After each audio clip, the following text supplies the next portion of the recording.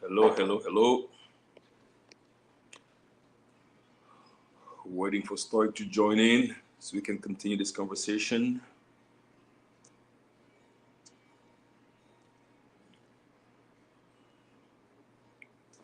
Let's see, let me connect this up.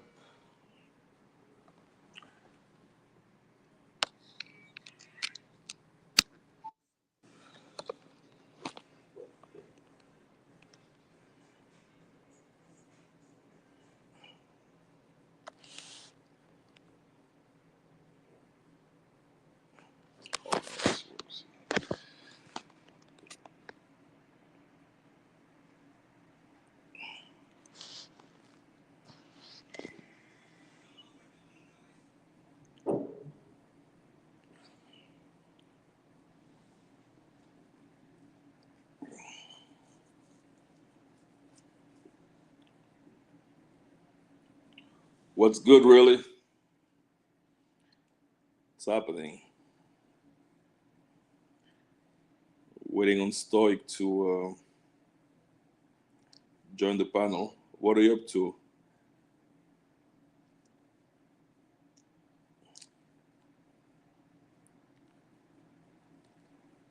So I guess we're trying to talk about if there's a life beyond the United States of America. If you can actually make it abroad.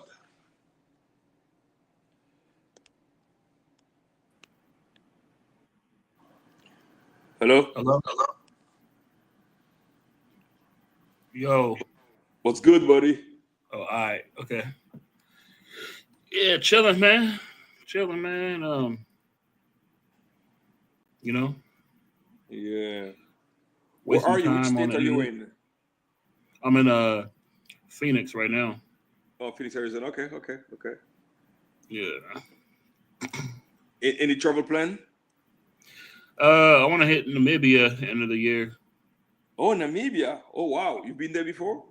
No, Namibia and then Nambia. Um, excuse me. Um, Namibia and Zambia. Oh, Um, Zambia and Namibia. Oh, wow. yeah. No, I'm trying to do work my way from the. I've been to the west already, so I'm trying to work my way to the southern countries. Okay, okay. I'm trying to Yeah, kind of okay. going two at a time. Okay, okay. Any particular reason why you chose those two places? Well, I'm just trying to hit every country in Africa, honestly, Oh, wow. That's good, though. Wow, and that's now I'm good. now I'm starting in but now so I've been to the west, but now, so now I'm starting in the southern. So I already did Botswana and South Africa, so now it's Yeah. Namibia and Zambia. But like I want to go. The reason I want to go to Namibia primarily too is just because of the I want to see in person the like where that I don't know if you've seen the pictures where the desert meets the ocean. Oh, okay, okay, okay, okay. Oh, wow. Yeah, it's a spot. It's a beautiful like where you can go and you can see the basically there's no. I mean, there's some wildlife, but it's pretty much a desert, but it runs right into the to the ocean. It's pretty dope. Wow, that must be a beautiful sight. What's the name of it? Let me see.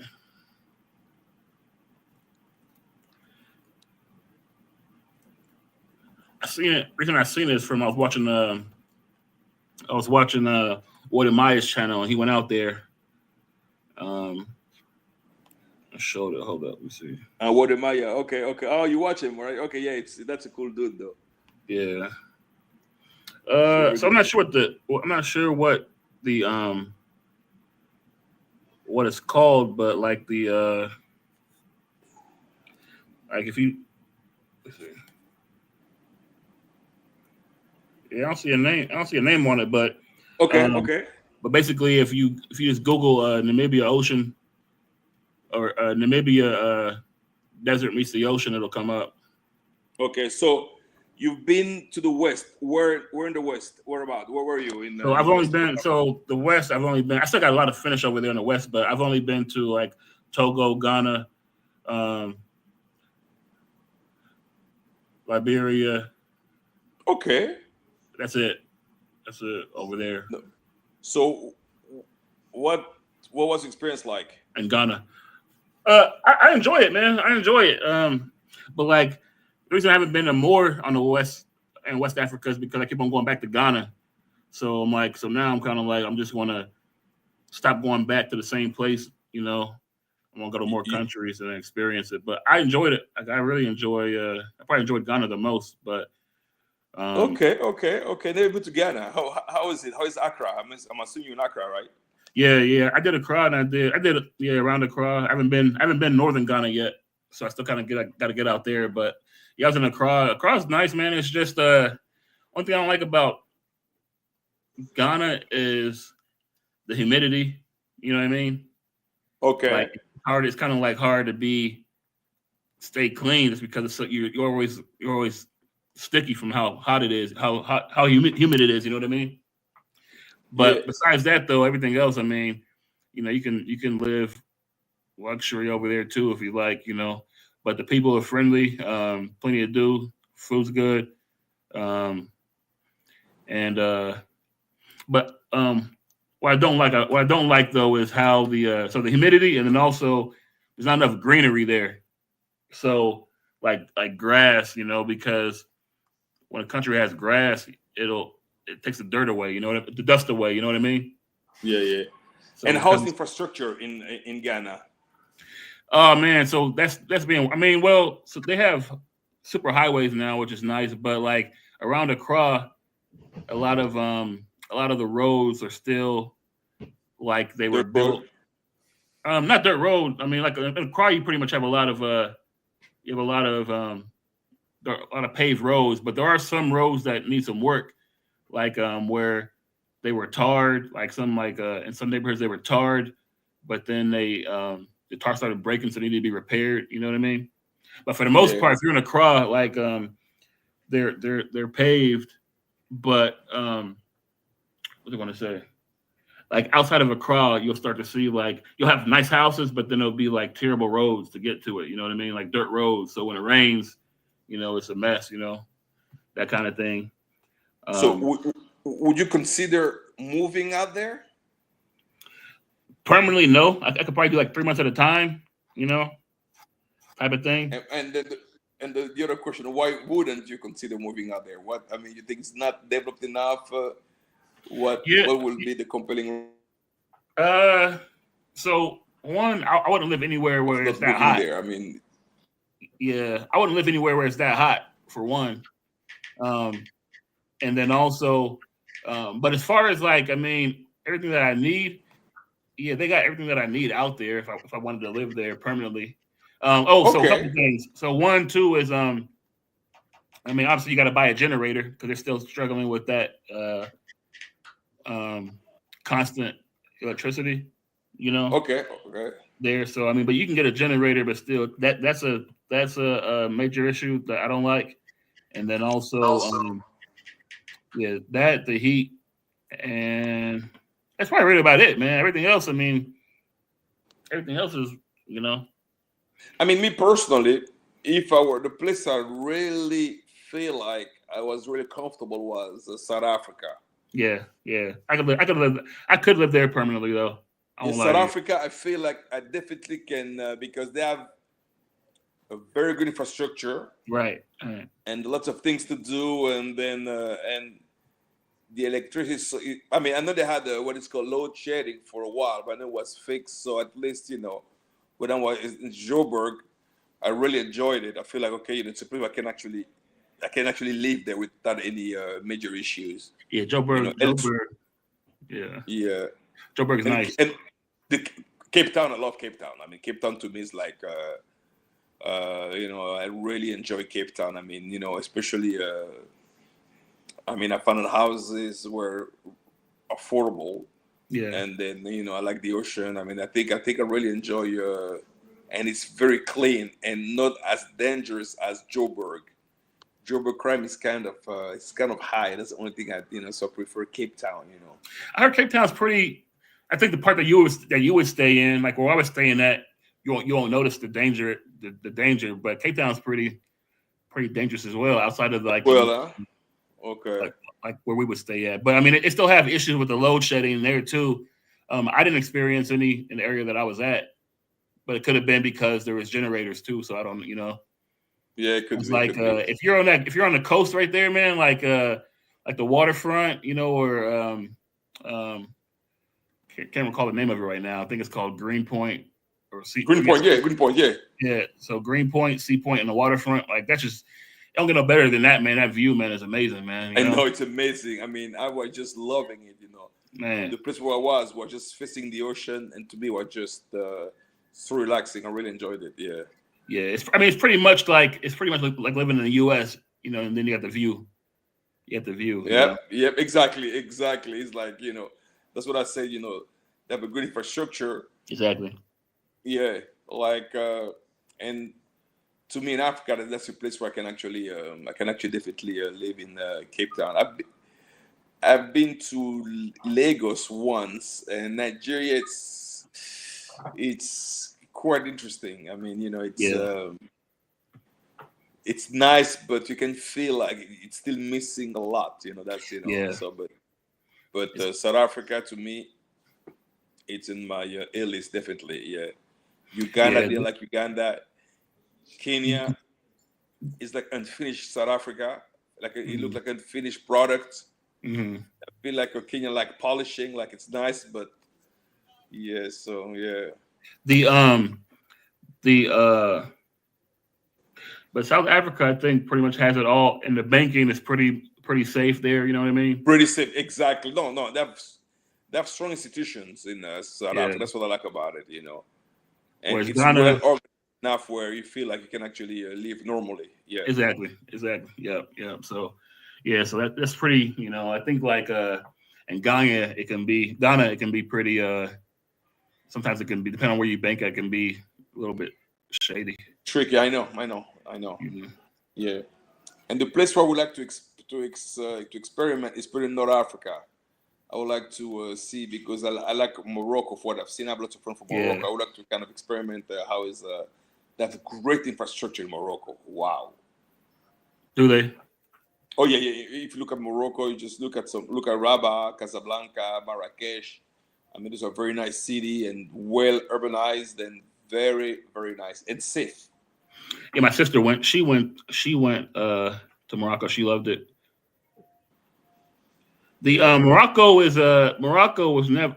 They weren't really under any. Were they? Did anybody rule over them? Yeah, French. The French did. Yeah, the French did. Yeah. Okay. Yeah, the French did. North Africa, Tunisia, Algeria, Morocco were colonized by French. Yeah. Got you. Okay. Yeah, but they also have that Arab influence, and it's a kingdom of Morocco. They have a better outcome when it comes to organization-wise. Got you. You have lots of influence from the Middle East, so that's why when you're there, you really feel development. They have lots of investment from Qatar, UAE, Saudi Arabia. So yeah, so Morocco is definitely nice. Yeah. Yeah. Is in Morocco, is the like the plumbing? Is it like all covered plumbing, like the street on the streets, or is it like gutter? No, it's covered. Is it? Yeah, in Ghana it's like yeah. Yeah, exactly. I have a question for you. Yeah. Remember that video I sent you, that chick jumping off the balcony? Yeah. You think if I post that on YouTube, it's gonna get it'd be an issue? It could be an issue, but you have to put a disclaimer. It's very important, because I don't think there'll be an issue, because they don't show anything. They don't show any. You don't see any. It's not graphic at all. You know what I mean? Yeah. When it's graphic, yes. But what they will do, the first time they only give you a warning. Oh, They will give you a warning, and then you have to take a class, because it happens to me once. I posted a video like this, and they say, that, yeah. So they say you have to put like graphic something. Yeah, exactly, yeah. So the video is on there. I seen the video on there. It's just that it's like, but the video is on there right now. The whole thing is like, it's like not digitized, but they kind of like put like that little blurry thing over the whole, so you can't really see anything. It's kind of pointless, you know. Yeah, that's the thing. So you just see so you don't see anything. So it look like someone just. Yeah. So. Yeah, I mean, you can't even tell what's going on because it's so blurred out, you know. Yeah, YouTube, it's very tricky when it comes to that. I remember I put a comment on when the war between Israel and Iran broke out. I put a short video on it. The YouTube said that they actually said it was misinformation, and they gave me a warning. I'm like, wow, you can't even voice your opinion. It's like, it's crazy. Yeah, I had a video where I found a doctor talking about COVID, and I got like 30,000 views on it, and then they fucking strike my. They removed the video. Yeah. They don't play. YouTube is like, no, this COVID thing is very sensitive when it comes to, so it's like, so I decide not to, I mean, as long as you, I mean, so technically, it's like you have to go with their train of thought, with their opinion. Like, you're like, okay, it's crazy. I mean, you can't even, yeah. Yeah, so so I don't know. Yeah. I mean, in the video you don't really see much, but that gets lots of views, though. That gets lots of subscribers. Like, imagine, I put a video of Maduro talking to Trump, and I gain like 100 subscribers from that video. Can you believe that? Well, who's talking to Trump? 3 days, Trump and the president of Venezuela. Okay. Yeah, I put two of them together. I get like 150 subscribers. I'm like, really? And my largest short of 300,000 for that 5 second, that thing, I get like 150 subscribers. I'm like 160. I'm like, what is, so it just, I don't know. I'm thinking about doing it for the views, but no, I mean, so you'd be surprised. I mean, I don't know what it is. I don't know because imagine all the short I've got on my phone. Like I have all the short videos, so I'll be posting them. Like surprisingly, you see the video 5 seconds with 300K. I've posted one time. I only got a few, like maybe, and then I reposted the same video, and the same got 300,000. I mean, doesn't make any sense. The same one, exact same one. Yeah, the short game is crazy. It's crazy, but I have two of the same video. One with like maybe 1,000 views, and one with 300,000 views. So it's like, it's weird. I mean, this YouTube game is not easy, bro. To be able to captivate the attention, unless you do like, if you focus on mongering, that's it. Let's say right now I'm gonna get 3 girls on the channel, on the panel right now. Then next thing you know, people start like, it's weird. They're like, I don't want to do them. I can't monger. Nah, it's just not my. It's pointless. I mean, how long are you gonna? I mean, at least it was a purpose to it, like But then it just, I don't want to be categorized as you never know, bro, because this thing remains. The next thing you know, years later, Exactly. It comes to light, like okay, a small example. Look at the U.S. president with with the files. Think about it. They were just friends. True. The Epstein shit. I mean, no, think about it. That's the thing. Now they're trying to make. I said, okay, you and I were talking, right? Yeah. It was good, Style King. Yeah, you and I were talking, and then you involved with this type of nonsense. Next thing you know, I became a president or a minister. Next thing you know, try to bring that thing up like guild by association, but it's two different things. And well, you invited me to a party, and then I didn't know what was, So when you think about it, those things are very tricky. It's how they will picture it, how they will sell it, how they want people to perceive it, and based on that, that's it. Yeah, that's it. The news, though, it's so misleading. Like there's rumors going around saying that Trump had a stroke because had a mini stroke. Look at his face on the 9/11 thing. Trump has been lying a lot though, so it's kind of hard to, like he'll like lie to your face though, and then be caught up. Oh yeah, that man will lie with a straight face, like look at you and say, no, he's like damn, I lost my thought now. It'll come back to me. Y'all go ahead. Oh, did you see that? Is it Larry Ellison who's the richest one now? Yeah. They've been playing with billions. This guy, like, you know, I'm like, oh, guys, you know, this is like. Well, he was like a tech guy back in the days, right? He still is. Yeah, it's Oracle, guys, right? It's Oracle. Yeah. Oracle. He it's funny because that stock is like back in like February, I was either January or February, I was playing with it around 200, doing options, man. Like made some money, then I lost some money. And then just think about now, if I would just held it, like bought a leap, for like a year out, man. Coming to the panel, Styles King. What's good, bro?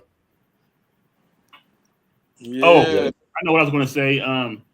Did you guys see the video of that somebody? I'm not sure what his position is in the White House, but some higher up was on a date with a girl, and the guy, I guess he's trying to impress the girl with what he knows. So he's talking about what they're doing with the Epstein evidence. Y'all see that video? Yeah, I saw it. Yeah, that's crazy, bro. Like how? Like so? I mean, Trump is sitting here lying about it. But obviously, this guy, I mean, his whole cabinet knows. This guy's just talking freely to somebody who's not in the feds just because he likes the girl. He's spilling all the beans about it. You know what I mean? I know. That was crazy. And I don't think he's been fired yet either, though, for some reason. But he's like, yeah, we'll take all the Republicans out of the files and then leave the conservatives in there. I'm like, damn. No, I don't know. This guy is. I don't know. He's a serious.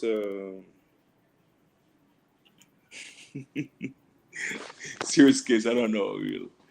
I'm surprised. I mean, they've tried by any means possible to get him. That guy they couldn't get him, bro. He played his card right, yeah. And what do you think about the incident with is Charlie Crick? I mean, it don't really affect me. I don't really care. I mean, the guy seemed like he was I mean, like I get he's kind of like Ben Shapiro. Like he'll say things to get a rise out of people.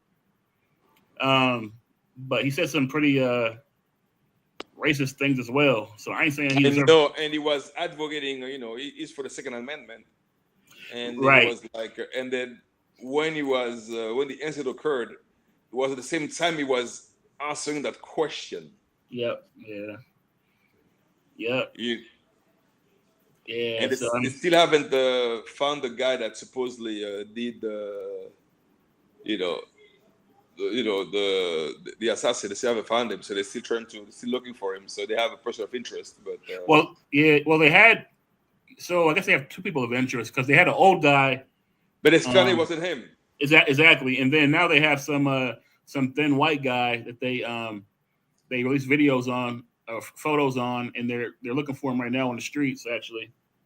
But the sad part about it, you should see how they mishandled that white guy. Yep.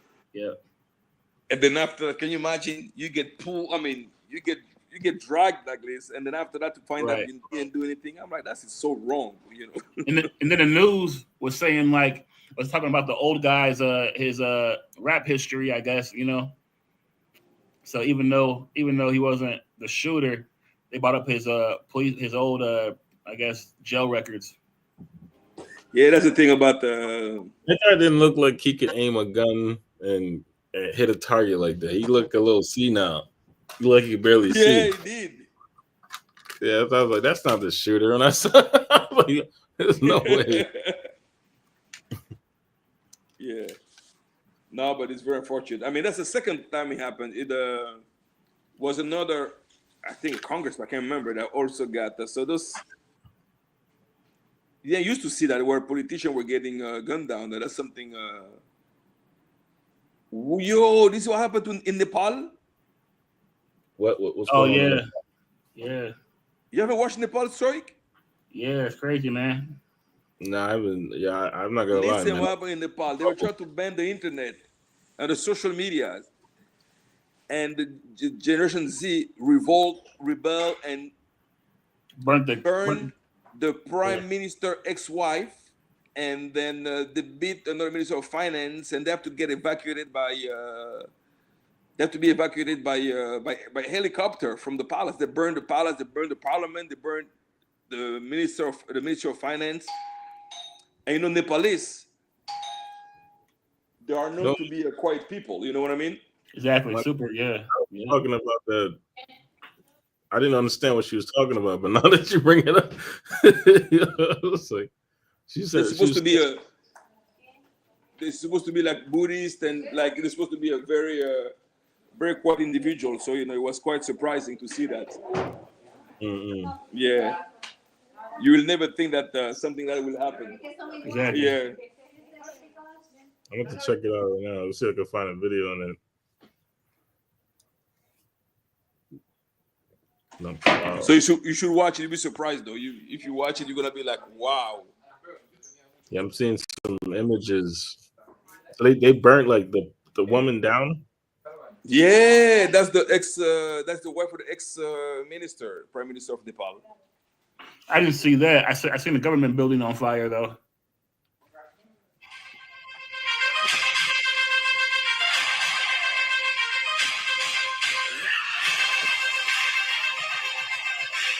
Yeah, I'm seeing it now. You see that? That's crazy, all right? Yeah.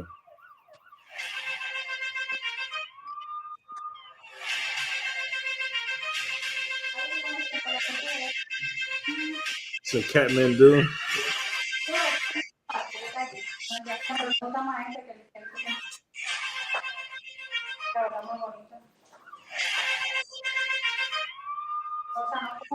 Do you see that? The prime minister resigned. He said, F this, man, I'm out. He has to resign. Imagine, I mean, they burn his wife alive. I mean, that is this, and it's supposed to be a very quiet people, so they just revolt. I mean, I was surprised. I mean, it started out of nowhere. So they burnt her. Oh, they burnt her down, the house down, huh? Yeah, they burned the house down. Yeah, and she was there. I think that's yeah. Dang. That's sad though. I was like, wow. Well, I don't know if well, I guess they were mishandling the funds, and they just got tired of it. They just got tired of being not taken care of. So that's exactly. So I guess yeah. So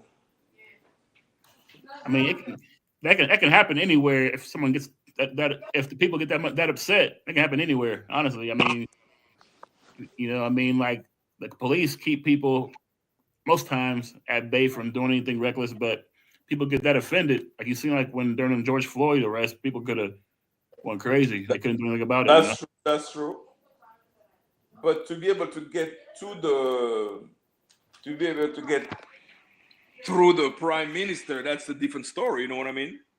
Yeah. I mean, it depends on how bad someone. I mean, look, because Trump almost got shot. I mean, he almost got killed. Like he was lucky.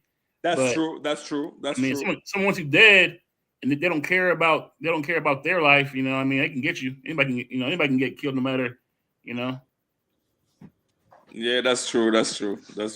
Yeah. But it wasn't expected. I was surprised. I was shocked to see that.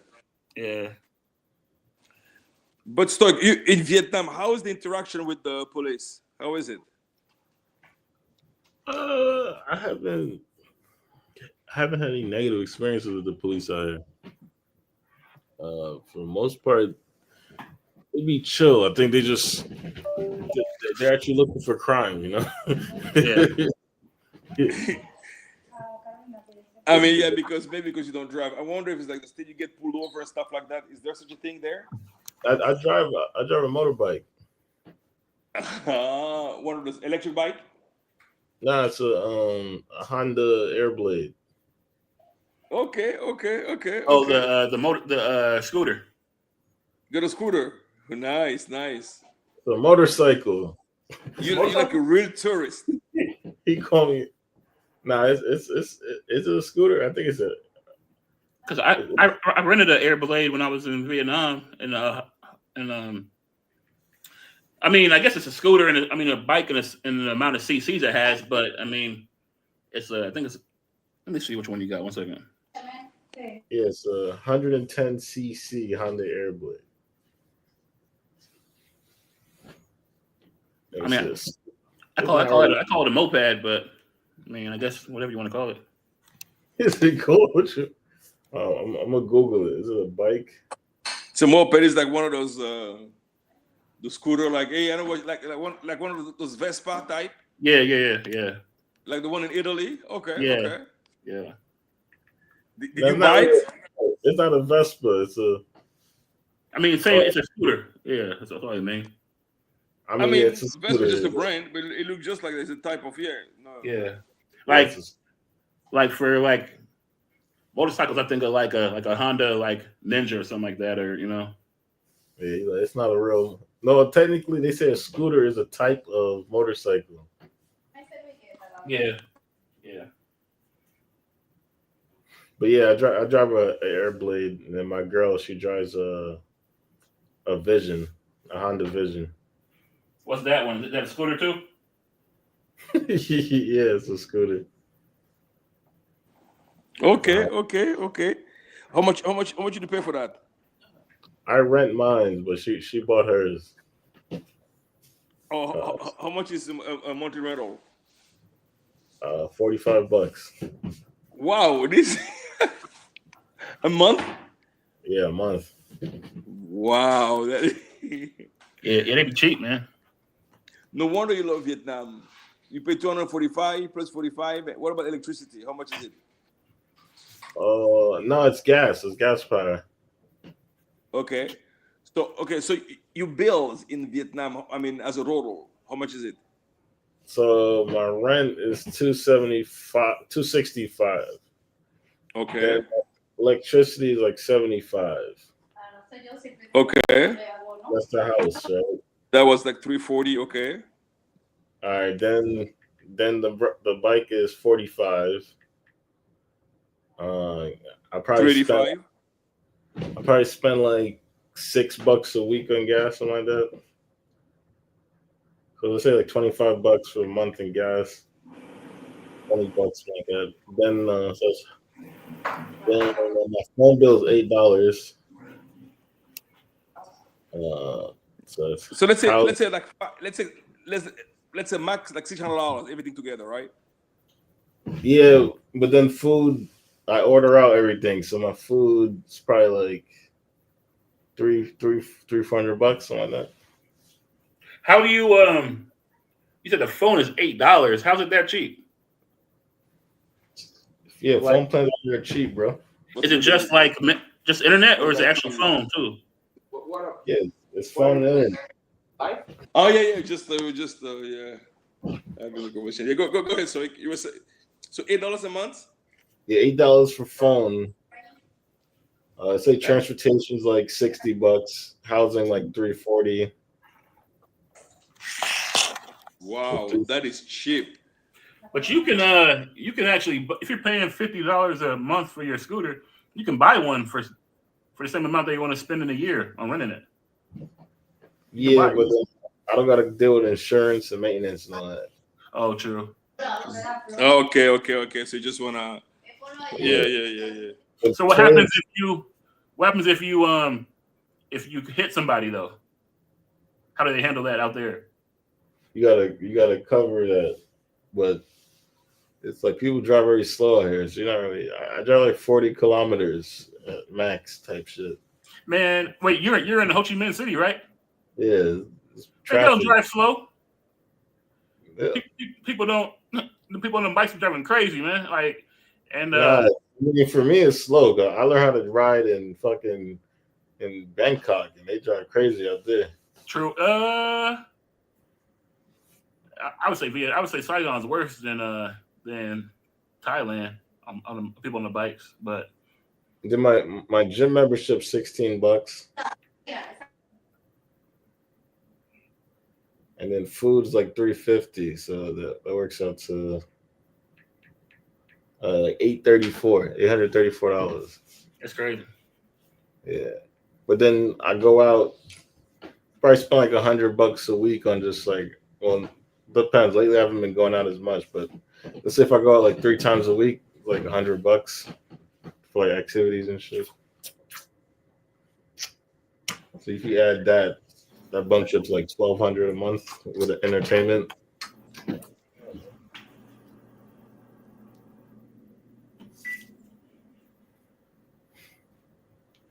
Have you met your girls, folk? Kind of. Kind of. What does that mean? Like I took her to pick up some stuff, and her mom gave us a key. It was good, Vaughn. It's popping, bro. And then she let us stay in her house. That's like 4 or 5 hours from here. Mhm. But like she lives and work here in Ho Chi Minh, but she owns a house like up north somewhere. So you met her. You met her. Yeah, briefly. Like Did you talk to her though at all, or not really? she don't speak English. Oh, you met her dad or no? He's passed on to the other realm. Gotcha. So I'm just curious, like when her mom, seen like you was black, like did she ask her daughter, like, "Hey, what are you doing?" No, she was cool. Oh, word. Yeah. Okay. Do you have any problem at all? No. No. No. Oh, that's interesting. That's interesting. Yeah, I thought that Southeast Asian were more into. I think things have changed now. It's not like it used to be. Because I remember I had a friend. I have a friend. He was from Togo. I mean, you see, he's originally from Togo. And he was dating a Japanese girl, and he has to let her go because the family told you know what? If we continue with this guy, they're gonna disown her. So they broke up. So yeah, but she was Japanese, so maybe that's a difference. Yeah, maybe Vietnam are more tolerant. Yeah. I don't know. Like, there's not a lot of black people here in general, so I think they just look at us like foreigners, and Yeah. Yeah. foreigners probably, on average, make decent income for the local rates and shit.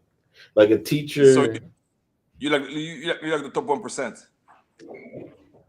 uh, probably not top 1%, but maybe top 30. Okay. Okay. Top 30. Okay. Okay. Well, I mean, like, I'm saying for average foreigner, like me, I'm probably up there, but like but not like I mean, Yeah. it depends. Because they got some really wealthy guys out here, man. You see some guys in fucking McLarens and Maybachs and shit. And Oh yeah. Oh yeah. Oh yeah. I mean, those even. I mean, those total countries. Usually, that's how it is. Yeah. You're gonna yeah, see people with lots of money. Yeah. it's like there's like a crazy gap. There's like regular folk, and then there's people just rich as fuck. And like, but I guess, but I think like if you're if I let me see, this is ChatGPT. But the like average teacher, like entry level, is making like 40 million a month, which is like $1,500, right? Where like a lot of the And salary, so you're a millionaire already. That's good though. I came out the gate. A million is like 40 fucking dollars. So it costs $500,000 to go for lunch, $500,000. Wow. Fuck, like out here, being a billionaire is what's popping. Like I was looking at a house is 800 million dong. It's like 32 grand.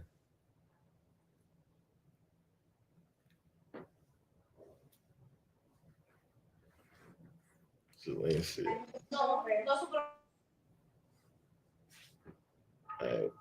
What salary would put you in the top 1% in Vietnam? I say Ho Chi Minh. Ho Chi Minh is a lot of there's a lot of fucking money here. I ain't gonna lie to you, man.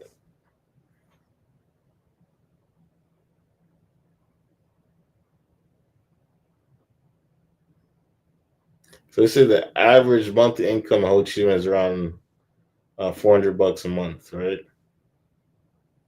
So if you like teaching English,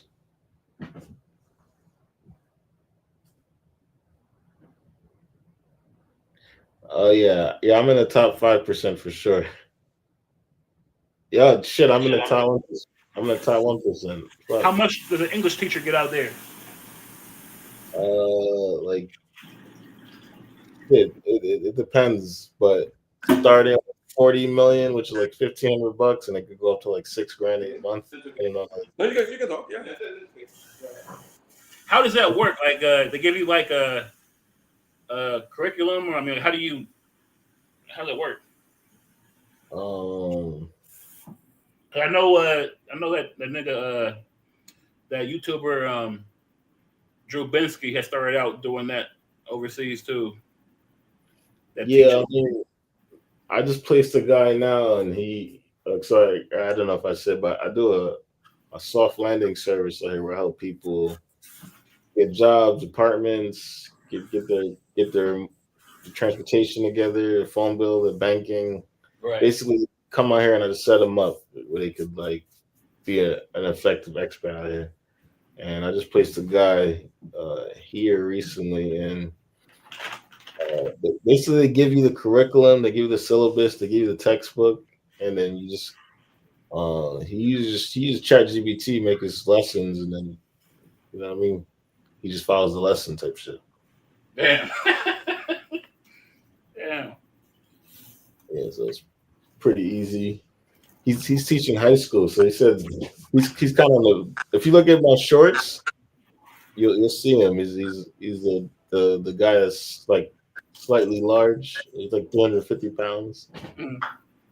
And then like he said the students are fascinated by his size. So they're like, first he's black, so it's like they don't see too many black teachers, and then he's kind of on the bigger side of things, yeah. What we talk about? Who's on the bigger side? This guy I just played, so I do a soft landing service where I help people move out here, get jobs and shit. Okay. And he's like 350 pounds, so he's a big guy. You know what I mean? Like, and how tall? 6 feet.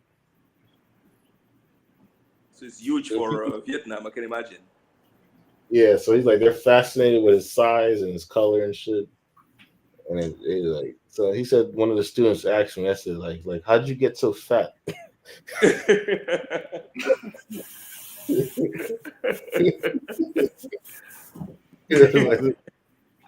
they probably never seen a human being that size in their life. Like, Wait, did you say ChatGPT's his curriculum? No, the school gives him the curriculum, the syllabus, the textbooks, but then like when he wants to create his individual lesson plan for the day, he'll just like throw it in ChatGPT. You know? Oh, okay. Yeah. Wow. So imagine TMI and Travel Wealth. Yeah, he built like TMI a little bit, like the same hips, paws, like.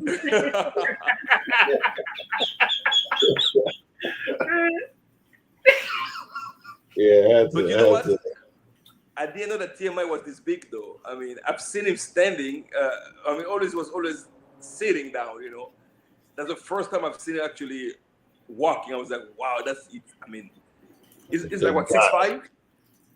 Yeah, that guy's big as shit. I think they said he's like 6'8" or some shit. But imagine getting open hand slapped by that man. Like you look like he got big ass fucking hands, bro. He was pretty tall, but I don't know how tall he is. Yvonne said, "Pause." You know you big when you gotta swing your legs around each other to walk. You know. Yeah, I think he was waddling like a penguin. Right. Yeah. And then he was like, so Tribal Wolf be walking too. Like he'd be swinging his hands like he treading water.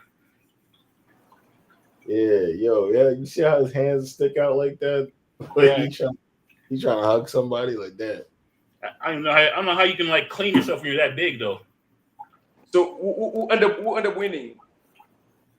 Oh, I think Wolf. Will. Yeah, Wolf won. I It wasn't think, just he was slaughtered. He like Wolf actually kind of got a little risk for him. But at the same time, though, they're on a fucking walking street, so you know, like, all those chicks could have thought they were acquiring a new client or some shit. I think TMI was scared to talk to the girls. He was talking to the dudes. Right. Yeah, but it was interesting. I think the next one they should. I mean, I guess they wanted to do like battle of the big backs and shit, but I think the next one they should get some regular cats. Should be what? Get some regular cats, and then instead of them being on a walking street, put them in like a mall or some shit. They can get regular females. Yeah. I think it's difficult in Pattaya in general because like there's so many pros out there. Right. Like Proland. Damn, Bitcoin is moving. It just shot up like $2,000, bro. It's 116? Yeah. It's 3,000. Remember yesterday was 113, right? Yeah. Now it's 116, 300. Yeah, I got an Apple. I got some Apple calls. Not Apple, but Microsoft calls. One of them expires tomorrow, and like they would be in the money, but the thing is, it keeps on opening up high in the morning, but then when the market opens, pre-market is past where it needs to be for me. But when the market opens, junk tanks, man. Like they've been doing it the whole week. So hopefully they just secured a deal with OpenAI. So hopefully tomorrow, and it's above where it needs to be for me to win. So hopefully tomorrow it stays and I'll be good. Well, crypto is 24/7, man. So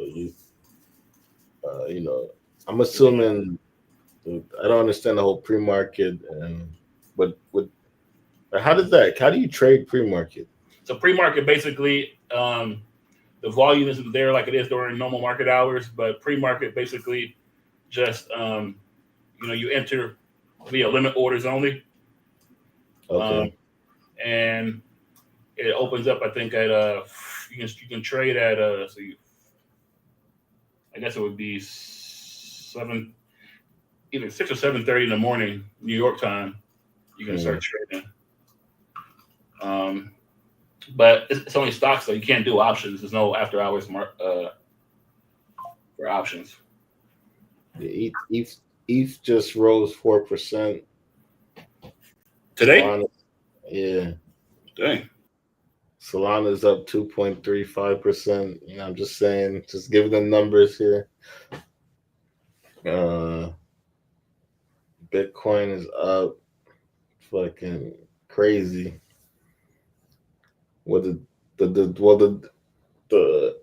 It's based on UTC time, so the new day started basically an hour ago type shit.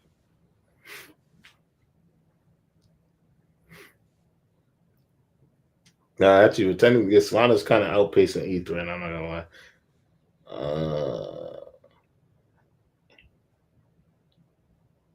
Let's see, what's the biggest gainer on my list right now?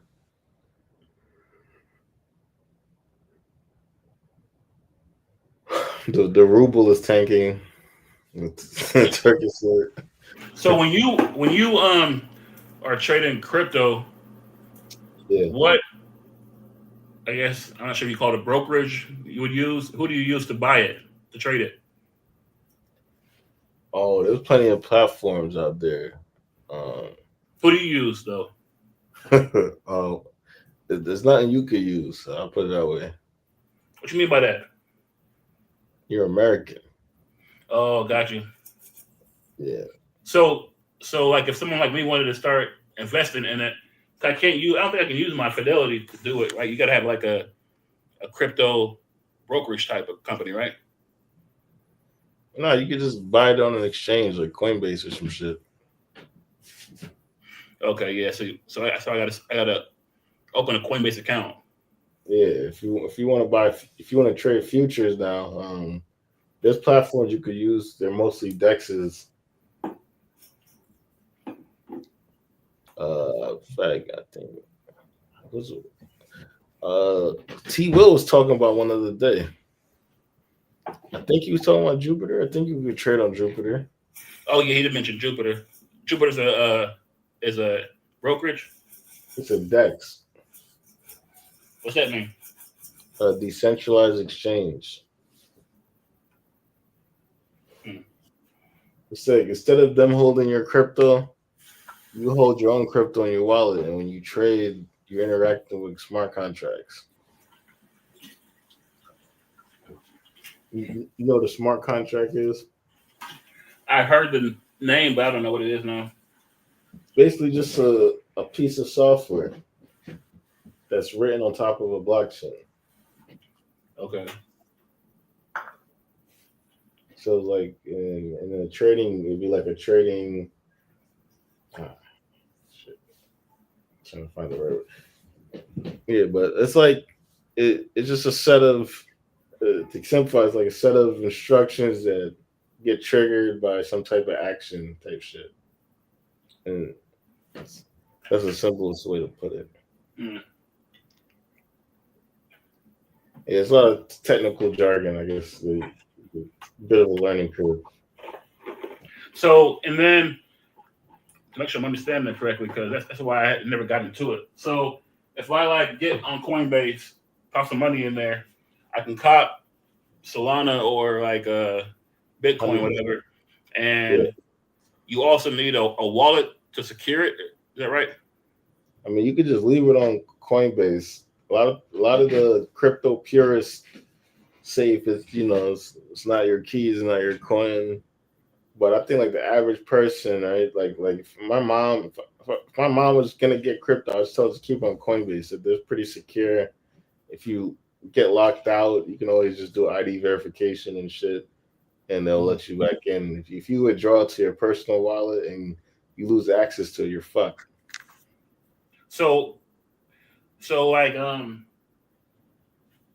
what is to stop like a like right now if I have like Fidelity and someone like goes and like hacks my account, Fidelity, even though investments are secured, if someone hacked my account, there's recourse. So like what will be the recourse? Like how does Coinbase I guess protect you? Like yeah, Coinbase security is top notch. To the point where sometimes you can't even get your own fucking coin, but but that's why I said like the average normie, I was like, just keep it on Coinbase. That's not conventional wisdom though. That's like just my experience seeing people new to the technology. Like it's like you should still like get your own private wallet and put a little bit on there so you can like get a feel of it and learn how to use it. But if you put in a substantial amount of money and you're just starting out, just keep it on Coinbase. Yeah, in my opinion. Yeah, no, I'll just do like $2,000 and then try it. Yeah, exactly. You know what I mean? Okay. And then from there, if you want to start fucking around with the dexes and shit, then get a wallet. You got different forms of wallets. You got hardware wallets. You got hot wallets. You got cold wallets. But the cold wallet is it's a wallet that's offline type shit, right? And then you got hot wallets with like what an exchange, a centralized exchange would use, where it's a wallet that's like on a website or a platform type shit. You know what I mean? It's online. So, Gotcha. And then you got the hardware wallets like you ever seen a Ledger or a Trezor or anything like that? Yeah. Yeah. Those store private keys and shit on there, and people claim that's the safest bet, kind of thing. I'm kind of old school with it. So like when I first started crypto, you didn't have all these hot like hardware wallets and shit. So I would just like get a external like SSD, install like an operating system on there that I'm familiar with, like maybe like Mac OS or some shit. Then install the wallets on that software on that OS on that hard drive, store it there, and then like when I want to access it, I'd boot from the drive. That's like an old school way. Gotcha. That's good too. What's the word? Can you hear me? Yeah. Yeah, Oh, we have T Will, What the guru of crypto. is my mic quiet or loud? it's we can understand you, we can hear you. I'm using my mic. I'm trying my mic out for once. I'm on my phone right now. I'm using my my Bluetooth mic. I'm trying to see if it works. Mm. Apparently it do though. So cool. How's everything though? Another day in paradise. I tapped in. I heard you talking about wallets. But yeah. Well, he was saying that like, does he have to make his own wallet if he buys some Solana off Coinbase?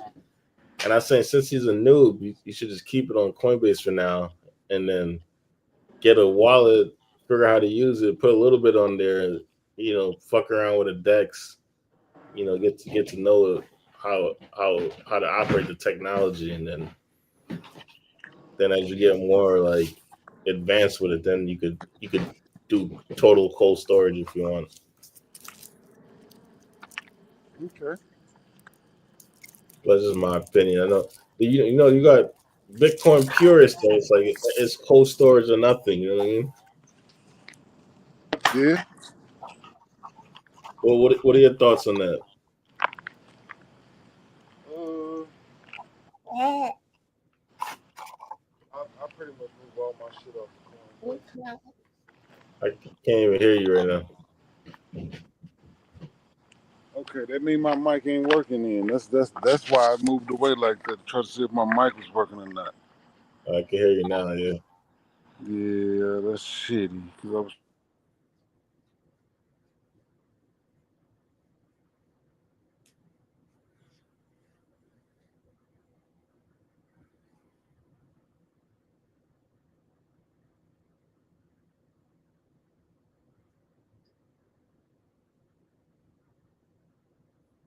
Let's see here.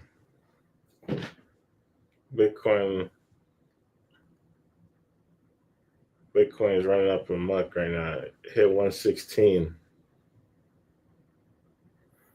I don't know. I think we're gonna hit. Well, I mean, there's a major resistance point of control right now. Is gonna be like 117,440. Put an alert right there.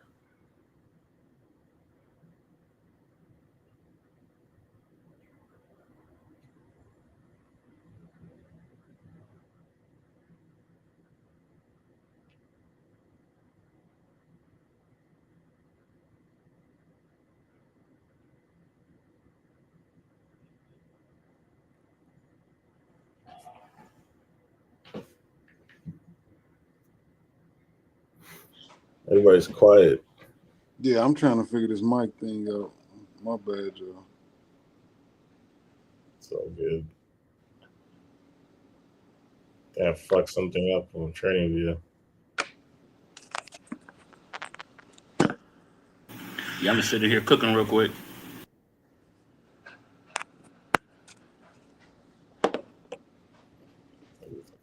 Bro's cooking. We got mic trouble. Yeah, I had to close. I closed it short. Didn't make too much on it. That went long, and then that long started printing.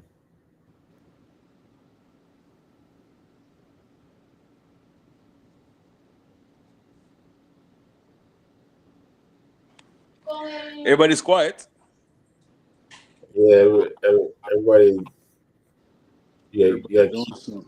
conversation going. It's hard. I'm talking to myself right now. Yeah. My fault. So you guys gonna continue that crypto talk? Yeah, crypto is life for me, sadly, and I'll make my first million or two, and then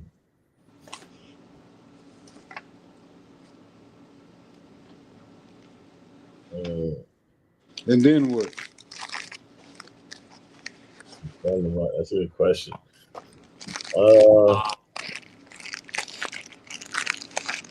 Yeah, the original target was 5 million. That was the goal. It was like the first thought I had was like, once I hit $5 million, I could passively make like fucking what $300,000-400,000 a year. Maybe pull out 150, live off 150, and then reinvest the rest. And then my net worth would keep growing. But yeah, that's the thought process. But I've been trying to figure out the passive streams to do that type shit. I'm still trying to figure out how to make $1 million. Shit. Buy Bitcoin or Yeah, buy I Solana. have been. But it don't equal $1 million. I mean, if you own one Bitcoin, it's eventually gonna hit $1 million. Yeah, that's true. Shit, I knew a guy. He's like this African kid I met. He basically just took out a fucking personal loan. Like he worked on his credit, took out a personal loan, and then bought a bunch of Bitcoin at like $5,000-6,000.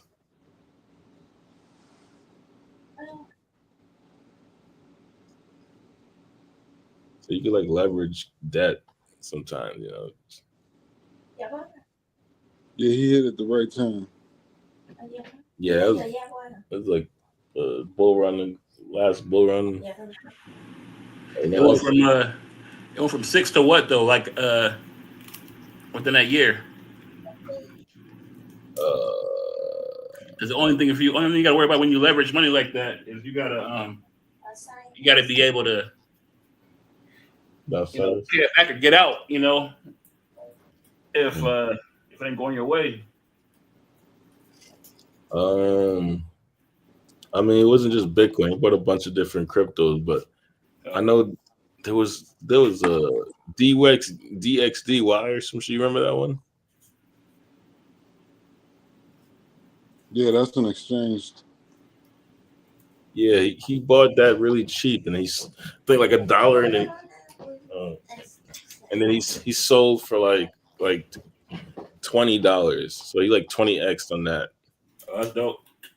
Yeah, but did y'all see the video of that black guy who was telling everybody to buy like $100 worth of Bitcoin back when it was like? Are you talking about Jeremy Da Vinci? Yeah. Strictly actually knows that guy. Oh, yeah, it was Strictly Rich then, if you know Jeremy Da Vinci.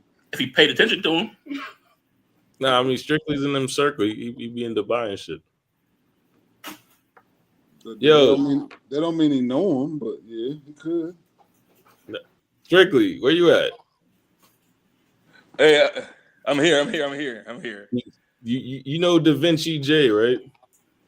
Da Vinci Jeremy, yeah. Oh yeah. Strictly. Yeah, I met him. He used to live in Chile. Oh, okay. I thought. Yeah, he used to live in Chile. He used to work in. He's an IT guy. Then I remember when I met him, he was talking about Bitcoin. Like, yeah, I was like, this guy's a scammer. That's what I thought, bro. Back then, I was like, this guy's lying. It was like, I remember when I heard about Bitcoin. That was like 2000, and when he talked to me about, I think it was like 2010 or 11. I can't remember. I was like, Bitcoin, what is that? And we're in a party called Internations, and I was like, the next thing I know, like I moved to Dubai. Him and Carl Runefeld. Is huge now, so that guy is all set, bro. Yeah, Carl the Moon. Yeah, you know him, right? Carl Runefeld, Carl the Moon, yeah. Yeah. Actually, I've met them in Dubai. They're very cool dude though. But Okay. Carl's story is quite interesting though. Yeah. Carl's story, I mean, Dubai, all the crypto guy are in Dubai. I mean, Dubai, they make some big crypto convention. I mean, there's an area where it's only crypto guys. Hey, strictly cosplaying, y'all. Strictly rich as a motherfucker, if you know them guys. MM Crypto. You know MM Crypto. What's his name? Chris. He be with Carl Moon too. He's like a German guy with a blonde hair. Yeah, German crypto Chris. Yeah. I mean, when you go to those guys, you're always gonna see them in DIFC, Dubai International Financial Center. You see one, you see the next one, you see the next one, or you're gonna see them at the penthouse in in Palm 5. I mean, you see the guy all the time. I mean, that's the thing about Dubai, the networking, especially like you guys with your knowledge, you guys can sit down there and then start. I mean, you guys can kill it, I'm telling you. Yeah, I'm gonna make it out to Dubai. I gotta make some money first, but I'm gonna come out there. How much money you need to make it to get to Dubai? No, Dubai, I mean, you can spend, like I said, rent can range anywhere for $600 up to like whatever amount. You know what I mean? It all depends what type of lifestyle you want to do. So you can live cheaply in Dubai, relax and make your money, or you can live extravagantly. It's up to you. It's not as expensive as people want to make it seems like. That is not true. I've seen some decent like one bedrooms for like $1,200 around there, like. But that's what in like in Marina, right? Marina, it was more like 1700. Okay. It was like but it's even cheaper in that other area you were telling me about. That's like 20 minutes away. I seen some shit. Yeah, there's a place like Sharjah is cheap. If you Sharjah is cheap. Al Jadaf is also cheap. And Al Jadaf is like 7 minutes from downtown. You can get a good apartment. Let me look up right now. Al Jadaf apartment. I want to tell you right now. Al Jadaf apartment price. Look, I want to tell you right. Al Jadaf apartment price.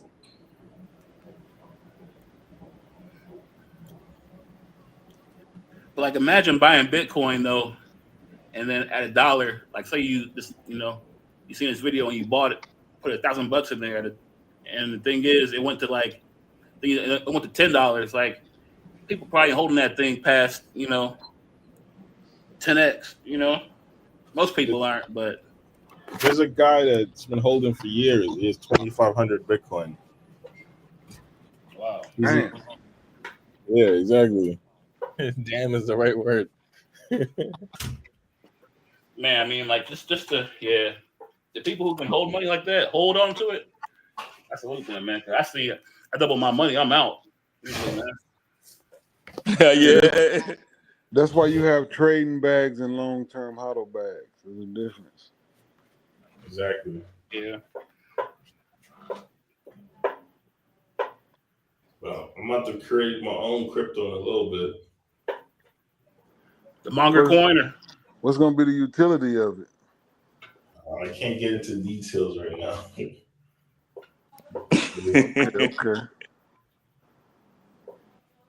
But it's going to have some real utility. I'll say that much.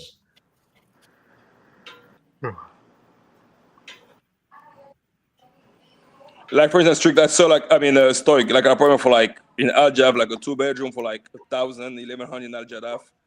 Like I'm saying, it's pretty much it's competitive with the United States. I mean, you can pretty much, but then exposure, it's a whole different ball game. Man, that's cheaper than New York. Yep, much cheaper than New York.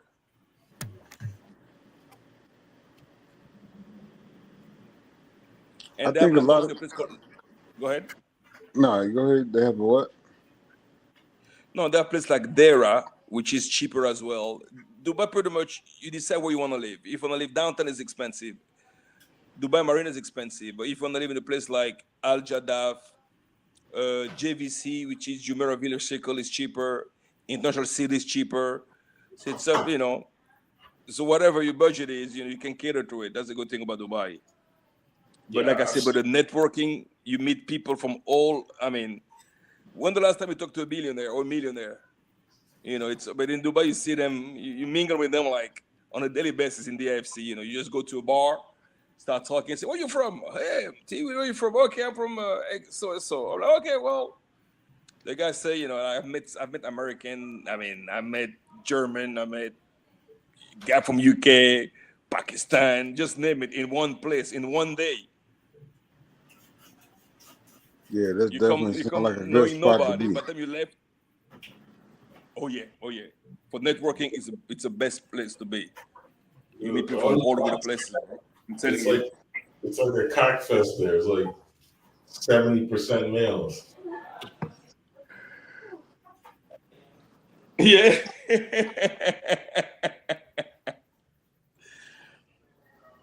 Yep.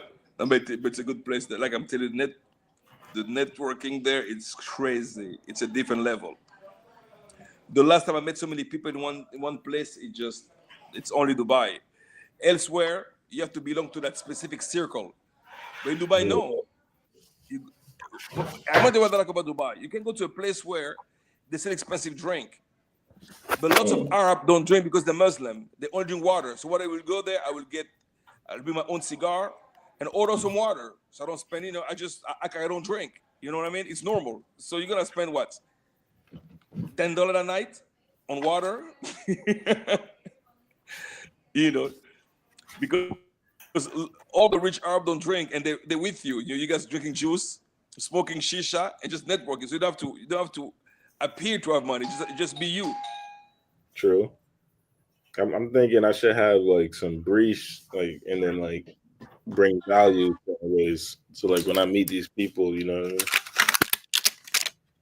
Yep. You once again. Yeah. But yeah, crypto is a wave. You could definitely make a bag. I think so. I can see Solana 5X, and I'm not gonna lie. Am I back? Yeah. Okay, yeah, I got a phone call. I want to see Solana. I want to see a coin that's gonna 20X. Do you know how to find one? Like low to mid caps. Okay. Something. I mean, see, back in the days it was all utility, but now I don't know if it's utility anymore. Because like you see the ones that are doing crazy numbers be like fucking shit dog coin or some shit. You know what I mean? Like doggy Like fart bag. coin. Yeah, exactly. Like I stayed away from fart coin for so long, and I just kept hearing about it, and then like friends making a ton of money from it. All right, let me see what the fuck is up with this fart coin shit. Yeah, same here. I stayed away from it too. It made so much bread. I just never got. I'm like, you know what? Get a little bag, but I'm never getting into this. I mean, fart coin's top is 274, and then its low is fucking 19 cents. So That's a hell of a swing, ain't it? it's hell of a swing. Yeah.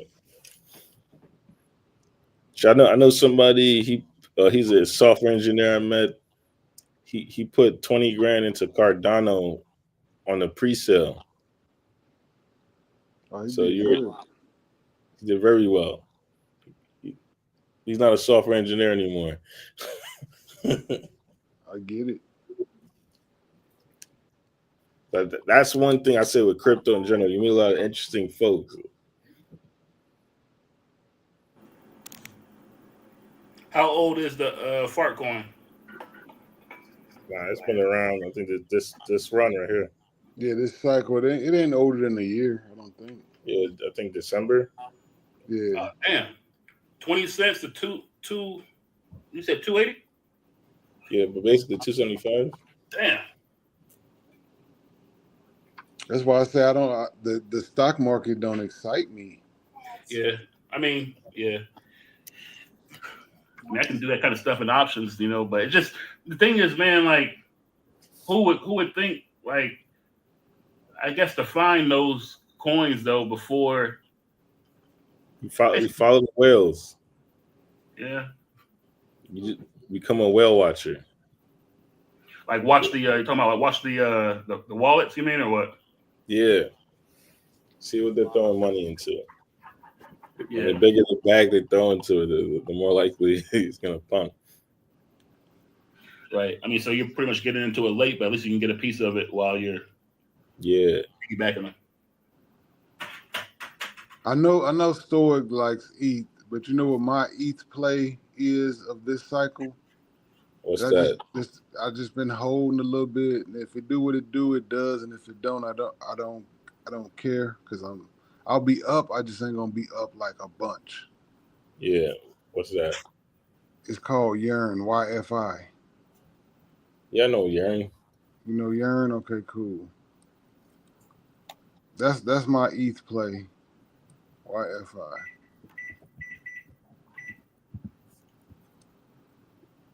Right now they're $5,529 a piece. But Yearn was there for last cycle. Yeah, but it runs when ETH runs, so you gotta wait for ETH to run and blow off for it to do its thing.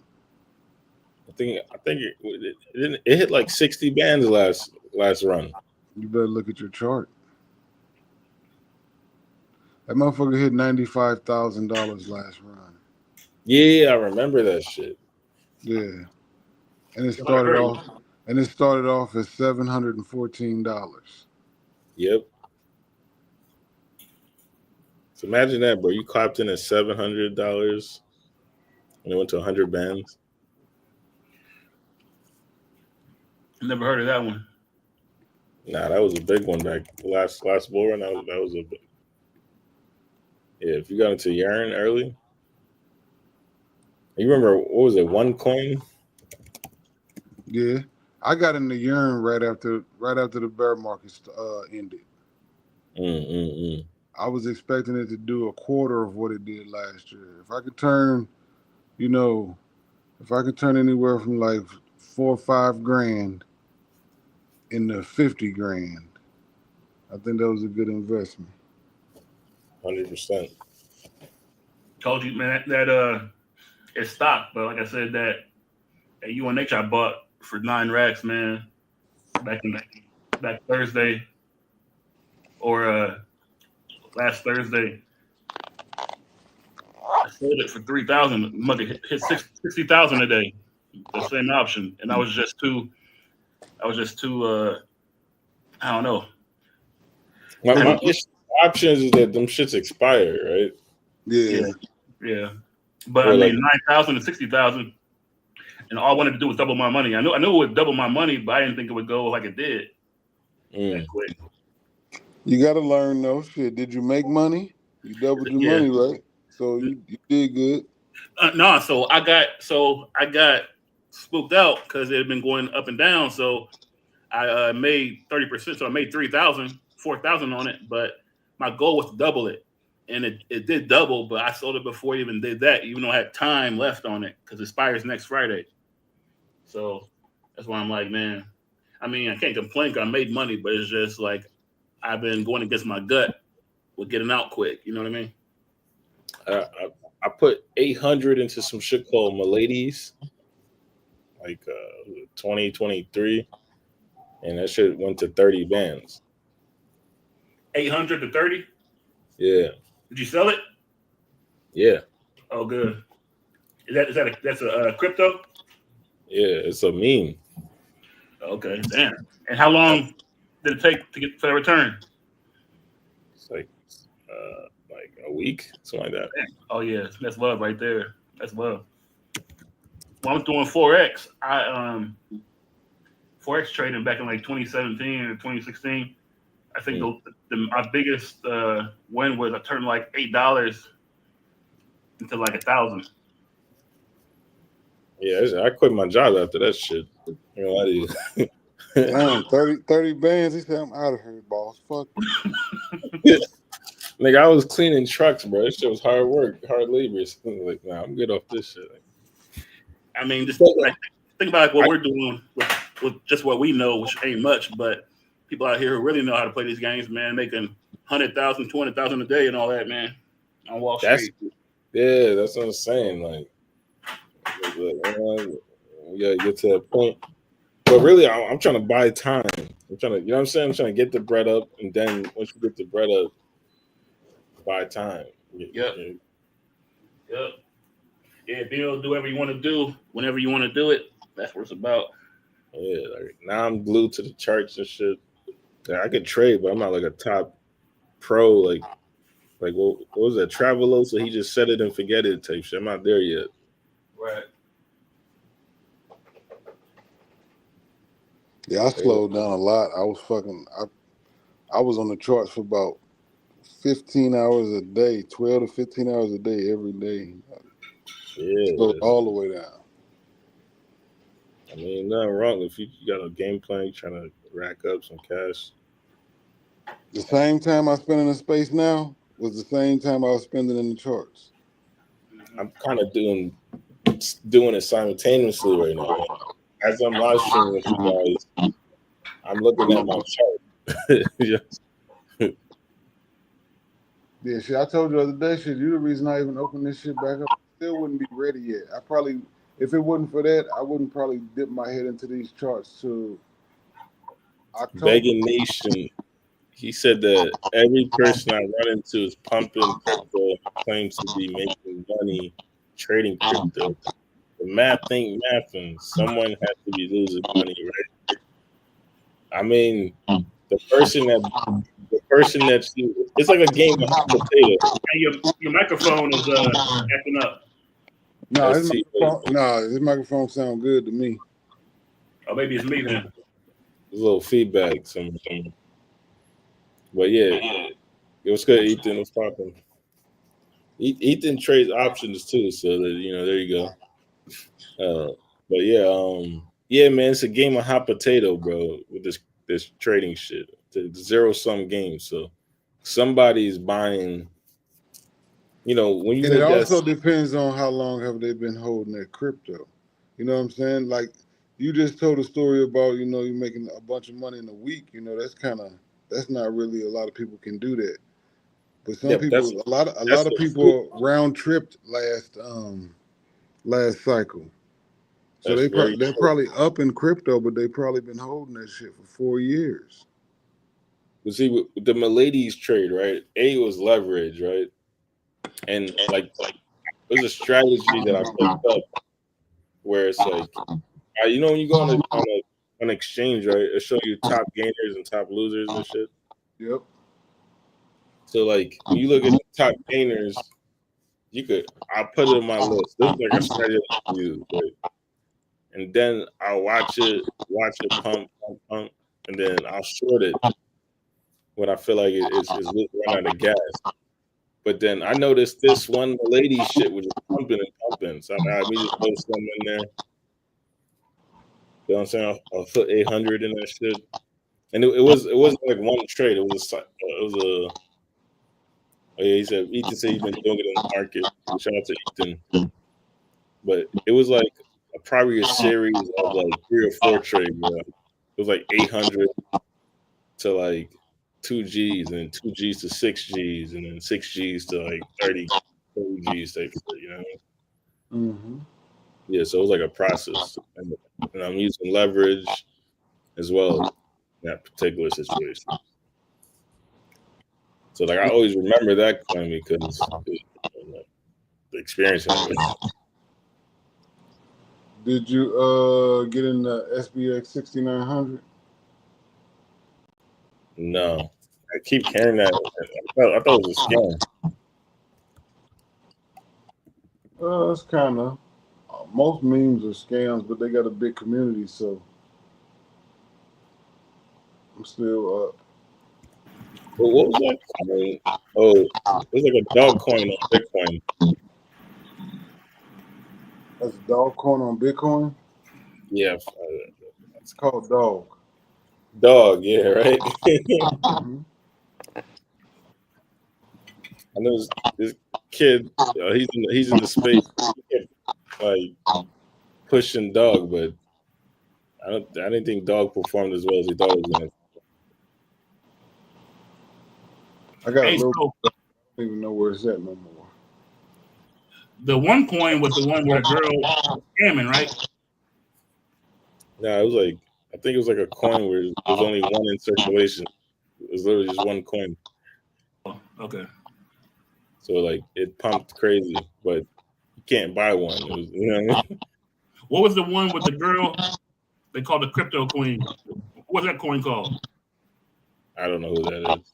Yeah, I don't know what it is either. Yeah, I mean, there's a lot of scams in crypto. It's just part of the space. What Yeah, I about think you? Got any Pingu? Pengu. No, I never. As much as I talk about memes, I don't really be in the meme space. Like, I'm like a old head in this crypto space. Meaning, Pingu. like, Hmm? Pingu's not a meme. what's Pengu? Pingu is the official token of the Pudgy Penguins. Okay, yeah. So to me, that's like a meme. Because isn't the Pudgy Penguins like a NFT project? No, Pudgy Penguins. I guess they were, but they're cartoon and their shit's in Walmart and all that shit. So they pretty much done made it. Okay. But like, there's no real utility with that shit. Okay, they got to deal with McDonald's. I mean, okay. I'm not asking. I don't know. That's what, I don't know. Like, I got into crypto 2014. That's a whole long story with that. But like my thought process back in the days was you got like some feedback to you. If you want to hop on the panel, Ethan, you got, You said I got. Oh yeah, I probably do. My phone getting hot. I don't hear it though. yeah, Ethan pointing it out. Hold on. Let me get out of here. Let me get out of here real quick. Yeah. Oh, he said 30 minutes. All right, do your thing. I wonder if it's me. Hold on, let me mute up.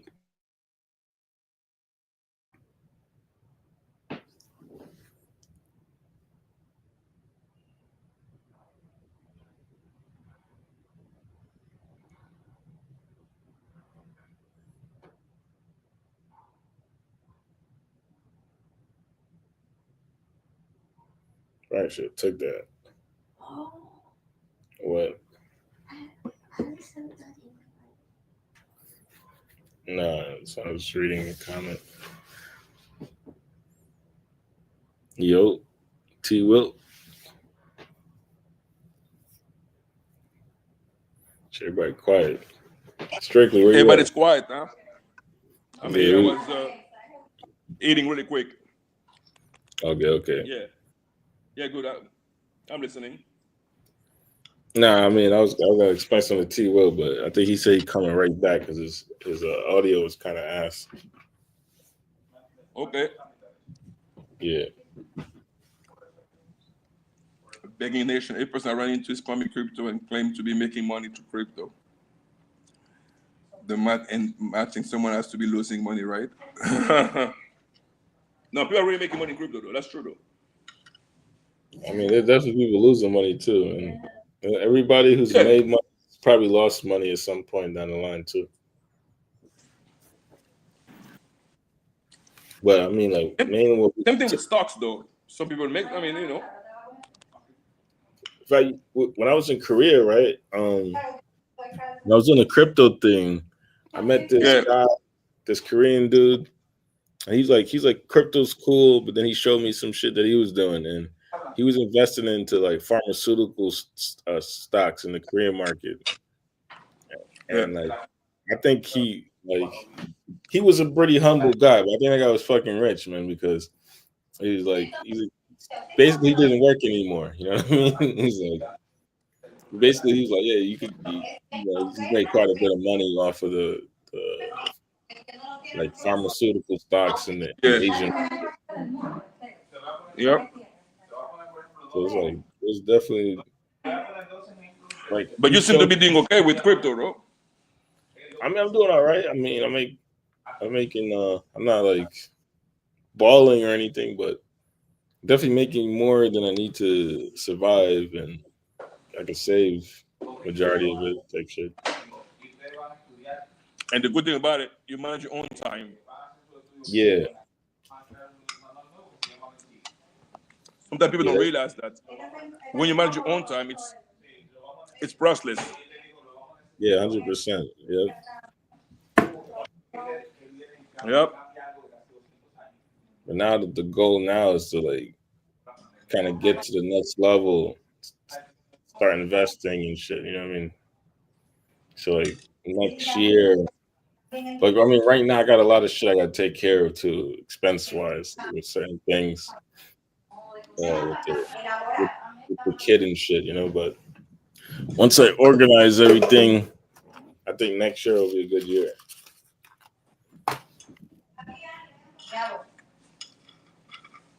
So next year should be you should level, right? Pardon? Next year you should be able to balance. Yeah. Like this year, I gotta take care of some shit. I'll tell you on the back end, but there's some shit I gotta take care of. And then so a lot of cash is gonna go into that. But after that, I set up some security and shit. Then I could kind of really start making plays. You know what I mean?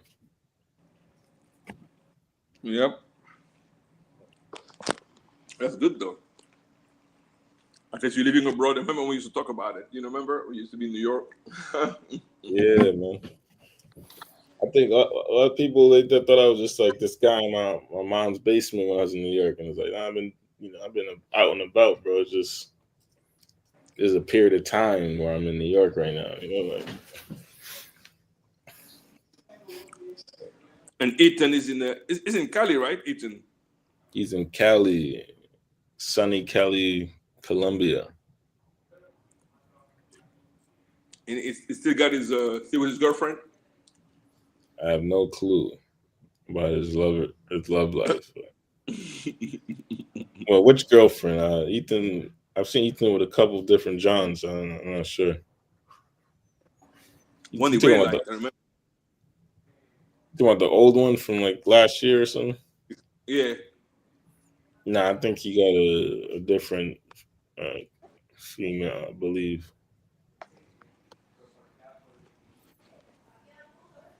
Okay. Yeah, man. And how is Floyd's doing with his he stay with the disabled chick? Is Floyd with the disabled chick? That's a good fucking question. I don't know what Floyd's doing, man. I think he told a very disgusting story about that disabled chick. Oh really? Yeah, somebody paid him money to tell the story. It was kind of funny, but essentially he said that like, she had. She has what? Go ahead. He said she has like an irregular period. So when he met her, he said she was on her period, and then And like he still went ahead and did it. no. He said he like he's like that. They wanted to link a few weeks later because like when he first linked her, she was on her period, and then the second time like, it was like 2 weeks later. That's why he emphasized that she has an irregular period, and then like when he said he pulled on the drawers or whatever. He said it was, it looked like a bloody massacre. and then he said like her body was very hairy. He said there was hair all over her butt. It was very weird. Like, basically, like she looked like Wolverine type shit. And it still did it. Nah. He said he didn't hit it. Okay. But it was kind of funny because he was like, think he said like one leg is shorter than the other, or some shit like that. She walk with a limp or something like that. Like, he has a huge heart though. Wow. yeah, And Style King is in where is he? Where are you Style King? Are you in Cali as well? I know you I say think London. So you look Stout King is in ATL, but he travels. Atlanta, Georgia. He travels quite frequently. So Stock, if I understand well, you literally made up your mind. You're not going back to the United States. Yeah, I think I left with that thought. Like I literally got a job. What? I got a remote job. Yeah. He said he's back in ATL. I literally got a sales job that was remote. I didn't have no real interest in sales, but it was just remote. So like, fuck it, I'm gonna take this job. And then around that time, I had bought some XRP like November. It was kind of low at the time, like 50 cents, and then it ran to like $3. And so that helped kind of push my move up. You know what I mean? Okay, you kind of get the motivation to continue. Yeah, Well, I mean, I'm like I'm it always you gotta start. When you start, it's all about momentum. When the momentum is going, you just stay positive, and things will fall into place. yeah. And then we started building this app. There's a couple things I can't really say right now, but we're building some stuff. Okay, Yeah, so I what think kind of app? it's like a Financial app? no, so it's like a social app. It's a social Okay, app. okay, got it. Yeah, it's like a social app. I think I spoke to you about it at one point, I think so. or I might have said like I got something to you, but I want to finish what I'm doing, and then I'm gonna bring it to you. Yeah. You mentioned that, yeah, but you didn't dig into the Yeah, details here. yeah. So like, it'd be one of the first people I'm gonna show once. But Okay, yeah. shit's in motion already, type shit. Like, No, but no, this time I want to make sure that when I'm back in Dubai, I want to make a move to. I want to age in depth because be able to analyze it because, like I said, Dubai is good for money, but for network and stuff, it's good to go in and out. So I want to see how cheap because I've seen the stand of Thailand. I've seen they have very nice high rises, and like you were saying that So yeah, I want to be able. you get something nice at the Ritz Carlton, bro, for the low. Well, comparatively, you know what I mean? Like compared to Exactly. like You don't find this type of thing elsewhere with that price, bro. Impossible. So yeah. Ethan, what's good? Not much, man. Just enjoying life. Had a great week. I had a great week in the stock market. I had a terrible week at work. Oh, Shit. Maybe it's a Yeah, sign, bro. It's nah, you work with you still because work I with made a customer service, right? no. I do sales. I do auto insurance, home insurance, renters insurance, that sort of sales. yeah. Okay. Because I just didn't feel motivated after I made like a $700 in one trade, and I was like, man, I don't feel motivated to work. So I took a bunch of PTO basically. So I this week I worked. I only worked like maybe like 8 hours in total, maybe. So I Hmm. took a bunch of PTO, and I was like, it's just kind of. I made so much money. I was like, why, why grind? Right? This doesn't make any sense. Yeah, that's what I was thinking too. Like if you're making I've seen your numbers, like if you're making that kind of bread, right? What's the point? Why not just go 10 toes deep into the option shit? Yeah. Okay. So we'll talk about what you see with the girlfriend of yours, that the one for a year and a half ago. No, I'm not with her anymore. Okay. Yeah. Black chick still. Yeah, I still like black chicks. Yeah, I prefer black chicks, but it's very rare to come across a solid black chick. And it's very rare.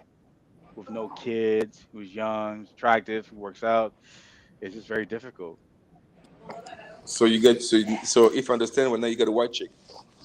No, no, I don't. No, I actually dated a chick that was mixed. She was mixed, but she was like she was more white. Because if you look at her, you wouldn't tell she was mixed, but she was half white. I mean the Latina. What I mean the Um, white. I mean the Latina look. Like yeah, yeah, yeah. But this the chick, light she skin was a girl. Yeah. solid. She was a good chick. But then I discovered some things about her. So then it just things fell apart. So the Yeah. new one or the old one? This the old one, or I mean the new one that I had like about a month ago. Are you not fucking with it no more? Nope. Be like that. Yeah, but I'm just grinding. It's actually better because I'm now more focused on the stock market, so it's definitely better, make more money. But I need to find a chick because it makes life a little bit easier. Um, Yeah. Really, What? Joker, he trades options too. Yeah. And well, that's another good. question, Ethan. Did your Yeah, beard grow back up? yeah, it did. Yeah, it did go back up. Yeah, I went to your channel, listen to that story. That was the funniest thing. Do you still go to the same barber? nah, I go to a new one that's closer to my home actually. That guy, because yeah, I go to a different one now basically. I wouldn't go back there. Yeah, will not be good look. You're not, You know, that would have been a good look at all. They're gonna, because it they'll might be be on. so They'll afraid be to on. cut your hair that it might actually mess you up Yeah, again they'll be because on they're gonna be edge. so nervous. Exactly. Yeah, you're gonna be in the edge like, okay, I might mess up, so let me make sure that, yeah. Yeah, man. Yeah, But And I that's hate that. I've, Like the same thing, like for instance, like I like to go to one place where you tell them, don't touch it, we just do the lineup. I don't know why they always think they have to lower it. I don't get that part. exactly. you Like got you got I to it do don't doesn't it. make get it. any You tell sense. them don't just do a lineup. But what they will do, they will. I mean, they will even lower, but I never had the reaction. I always try to keep my cool. Yeah, the guy did to me multiple times, but at this point, I was going through a lot. Some other things was happening, so it kind of just like you know. Yeah. Yeah, look like Raphael look like he trading too. Yeah, he needs to get into that trade. He told me he's getting back in. I'm like, yo, get back in because it makes sense. All right, because trading, like, you really just need to make like if you can make, let's say your first year, you 100 or $150 a year or a day, that's good money, right? Because your account is going to build up. Your account is going to build up, and then after that first year, you got more capital. So now next year you can do 200, right? Then you build up capital. The next year you do 200, and then from there, as your account goes up and up and up, and you're building up the habit, it just scales. So now you can probably do like 500, 600 a day, or on average, do a few trades and make like $2,000. All right, so it's pretty straightforward building up your capital. So You gotta have some startup capital. that definitely helps. You should, yeah. It 5K at least, but it's tricky because some people their spending habits are crazy. Like when I was back in America living with my parents, I should have saved more, but I was literally wasting money on like I was playing FIFA. I would load up 100 points, $100 of FIFA points to buy packs, and I would do that like 5 times a week. So I was just burning through money quickly. So and that's when Nvidia was super cheap. Like all the stocks were super cheap back then. Google, these companies were like maybe like I'm not even sure if they were at $1 trillion a few years like 8, 10 years ago. So yeah, that was a good time to buy. I Yeah. mean, you can't go back in time, bro. You only move And then, forward. and the other thing I was gonna ask, Sadi, and what is do you have a digital visa right now? Nah, they denied me. Oh wow! Yeah, You know what they I've denied. realized? Like, What? like kind of like Colombia, DR, those places where it's like kind of sick, kind of like third worldish. You always get a harder time to get your documentation together. Well, like in Chile, you would have got it a long time ago. It's straightforward. To get a temporary visa, you need a work permit. You need a work contract. Give you a work contract, they give you the visa. No question asked. What Yeah, can I be don't complicated know. when you try to get like your permanent residency, then you have to have at least your health insurance paid for the past 6 months, and your taxes, like exactly, like your income taxes. That's it to get your permanent residency. If you don't qualify for that, they're gonna give you another temporary visa. You know what I mean? But it's Yeah. Right. straightforward. But those places like DR and Colombia, they'll deny you for the stupidest mistake. I mean, so it's never clear. There's always a gray zone into those things. That's what I don't like about it. Yeah. Yeah. What Now what did I'm gonna go ahead. what did he deny you? What was the reason? They didn't even tell me. You see, you see what I'm telling you. You never know. Yeah, it's just the craziest thing. Like it doesn't make any sense. Yeah. What'd you trade this week, Ethan? Oh, I traded a lot of Robinhood. I traded Robinhood multiple times. Robinhood hit the I believe they hit the no that was last week. They joined the S&P 500, so I Yeah. traded that. What else did I trade? I traded HIMS. So I traded a bunch of HIMS. I traded a little bit of I also traded Nvidia. I made like $512 of Nvidia because they were down a little bit. I traded Soundhound. I traded Hood. I traded That's a bunch Ella of Lilly. Yeah, and I traded like Marvel. So So Marvel, I have right now. Mm. Wait, did I get out? nah. Oh no, I got out of Marvel feeding. today. Yeah, I Okay. had them. I had a 919 65 call. I just got rid of it because it was moving kind of slow, but Yeah.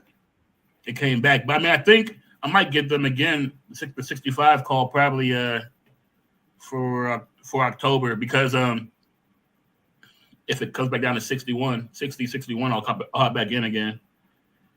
But there's also a rate cut next. I mean, it's supposed to be. It's almost guaranteed. That should boost the market up a bit. Right. That's on the 17th. Yeah. At 2 p.m. Eastern. I was just telling these guys, man. I had United Healthcare at a 300 call. I bought last week, and then I got out, man. I didn't panic, but I got out at 313, and my goal was to go to 3. I think 320 was my goal, or no, 315 was my goal, and I got out, man. And then I went to 320 the next day. Now it's at 360, man. I'm salty, man. What I mean, when did it expire? So I had time on it. It was expired on next Friday, the 19th. So I had plenty of time, but I was like, man, don't be worried because like that can expire. Like things can happen. I'll be okay with that, taking that profit. Yeah, you didn't get the high profit, right. But at least you made a lot of money. I was actually thinking about getting a long-term leap on it, but it cost like $9,000. This was like 2 weeks ago, and I didn't have $9,000. All my money was like in other places. But I bought shares. I bought 3 shares on Webull, and I bought like 2 shares in Robinhood, so I'm up a little bit. So that's good. It's a great company to own. I mean, right now they're dealing with some issues right now as far as even after Warren had bought some, they're dealing with issues right now with some fraud that they were dealing with. I guess they're being investigated for. But yeah, I mean, they're still the leader as far as it's concerned, as far as revenue, healthcare wise. But so I knew it was going to go back to 320. I just didn't know when. I was kind of panicking. I've been doing kind of bad as far as timing. I usually do a week or 2 out at the most. But now I'm finna move back to doing at least 30 days out minimum and just pay more. Why not just do leaps? Because like this stock right now, this could easily go back up to at least 400. Oh, easy. Yeah, it'll go back. But I'm waiting for a nice size pullback right now. No, you're not gonna get that pullback because like it's not pulling back. It's going up. Warren Buffett already bought, so now it's just gonna go up and up and up. You might get a slight pullback, maybe from 355 to like 340, but it's not gonna be like back to like 320 years. It's not going back down.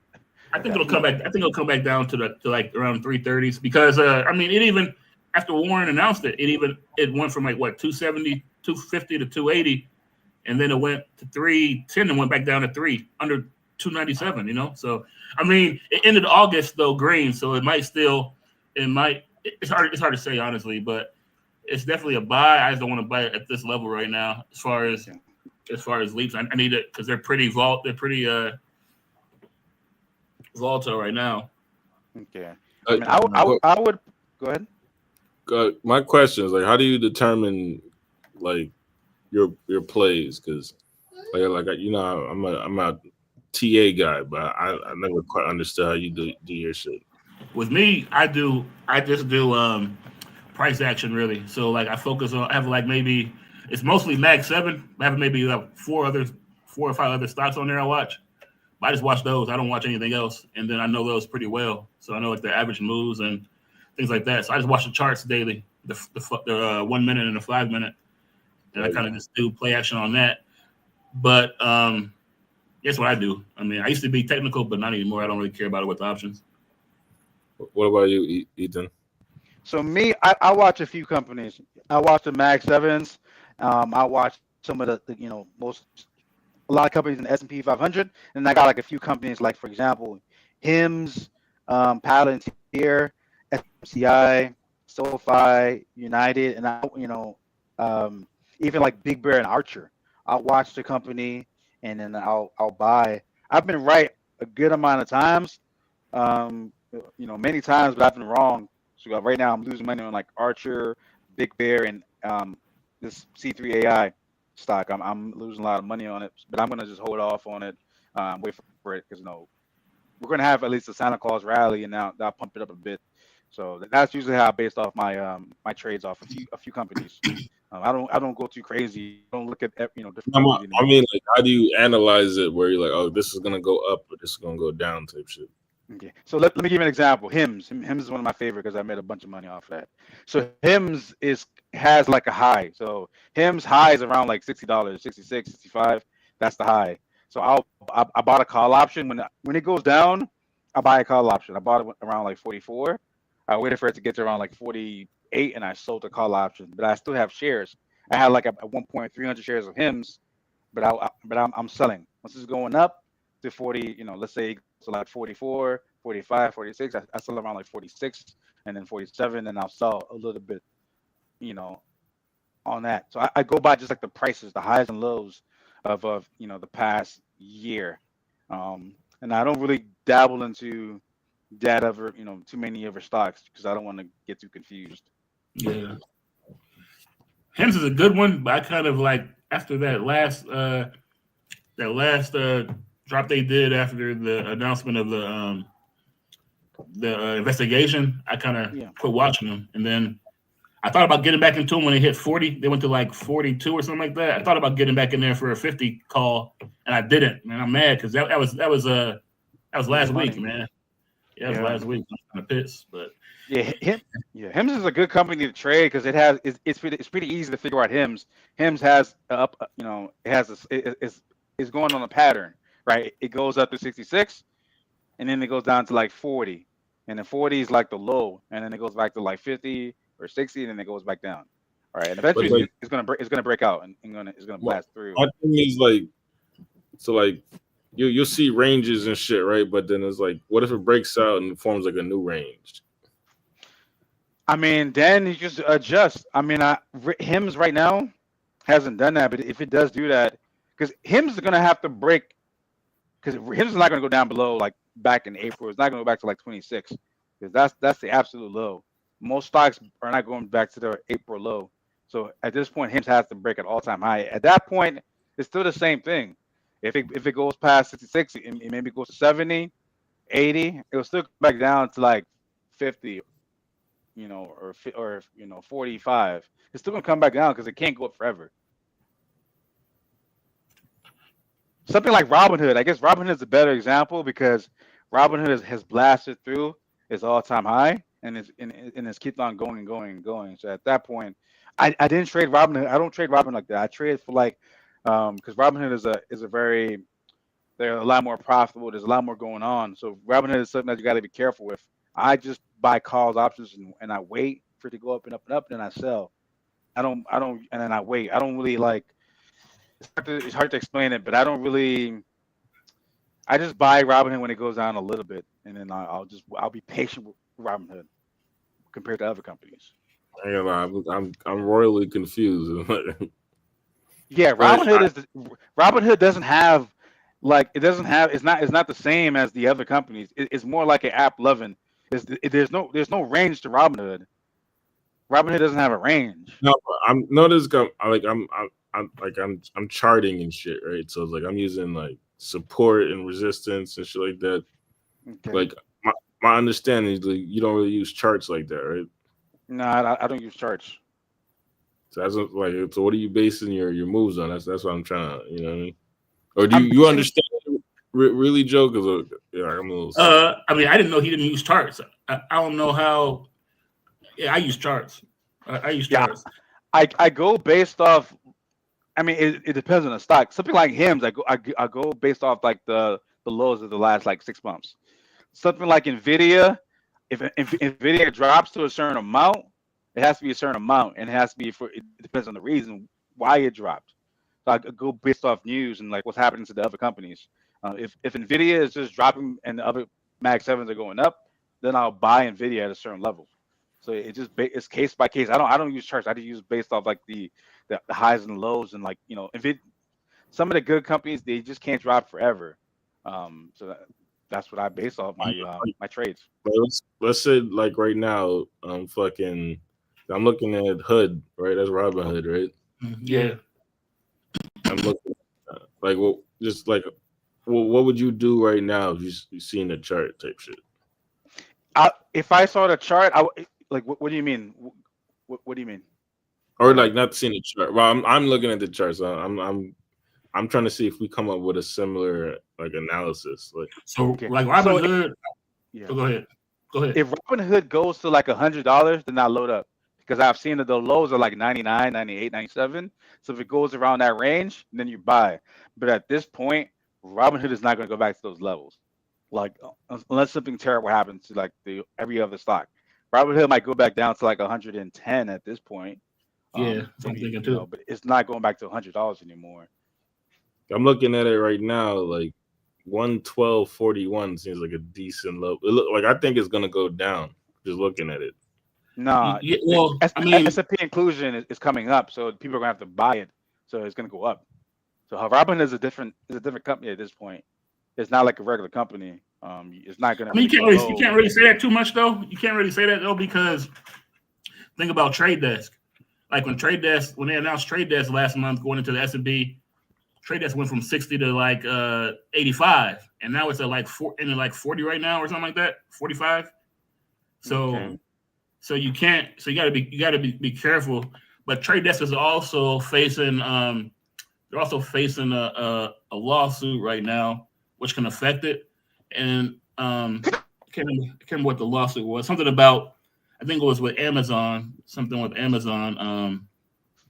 Ads with Amazon. But I mean, it's kind of like but Robinhood, I think, is a good one for long term. I wouldn't if you want to invest, it's a good one for long term. Like right now, it's pretty high.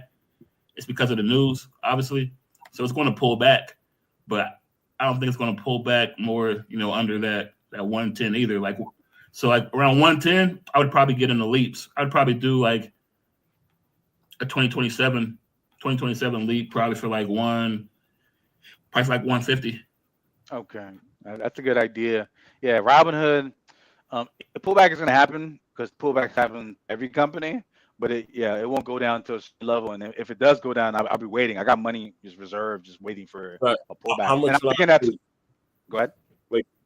So let's say I put $1,000 on a call option, a leap. So how much you need to? Cause I know leaps are more expensive, right? Yeah, Leaps are very expensive.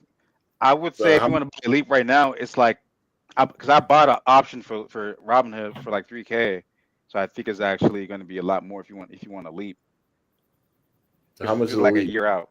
A leap is going to be at least in the $4,000 to $5,000 range. It depends on what. It depends on the strike price you look at. But I like to buy deep in the money for actual little cushion.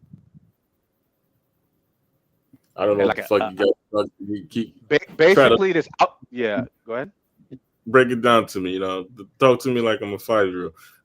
So there's out the money, which is gonna be what he's probably doing. And that's gonna be cheaper. You pay less money. But then there's in the money, which means you're going down. So let's say Robinhood is $118 right now. Out the money will be anything higher than that. Anything above 118 is out the money. In the money is basically anything below 118. The lower you go, the more expensive it gets, and also the further out you go, the more expensive it gets. But the thing is, it makes it better because that way, like, you have more cushion. Yeah. So like when you I think I'm picking up a little bit. So like when you make an option call, you're calling us a certain price that it's going to get to at some point, right? Right. Correct. Okay. That's what I was going to. Okay. If you're buying a call, yeah. Okay. So let's say I'm buying. Yeah. So let's say you wait till it hits 110. Like I'm gonna buy a call, and I'm predicting it's gonna hit 150 within the next 2 years, right? That's the leap, right? Yeah, that's anything the leap. over a year. Anything year or more. You can even go like let's say the stock is trading for 118. You can even buy a leap for $90. Wow. Okay. Yeah, but the thing is, those are more expensive, and like every dollar it goes up, I believe, like you also have more time. Like let's say Robinhood doesn't hit like 150. Let's say it hits like 130. I think if more time goes by, I believe you lose money if you're out the money. How much would that leap call be?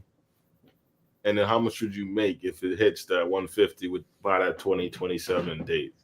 Let me go ahead and just do that for you. Let me do a leap. What the leap I would do will be like a 0.7 delta. So this one is going to be 4,000, like about 4,500. And then let's say I do another. Go ahead. In fact, not continue. I'm gonna just ask the questions that I'm after. Okay. So there's two ways. There's the out the money way, which is it costs a lot less if you do the out the money way. If you do that way, it's going to cost you a lot less. Let's say it hits the same exact number. I'm going to do let's say 140. Let's say it hits 140. So if it hits 140 by, let's say, October 2nd, 2026. So if it's at 145, you make about $869 on the 95 call in the money. So it's the same exact thing with the other one. If this 135 goes to 145 by October, so you lose money. If it gets, like, that's the thing. If it goes to by October 2026, if it goes to like 145, you're gonna end up losing like $542.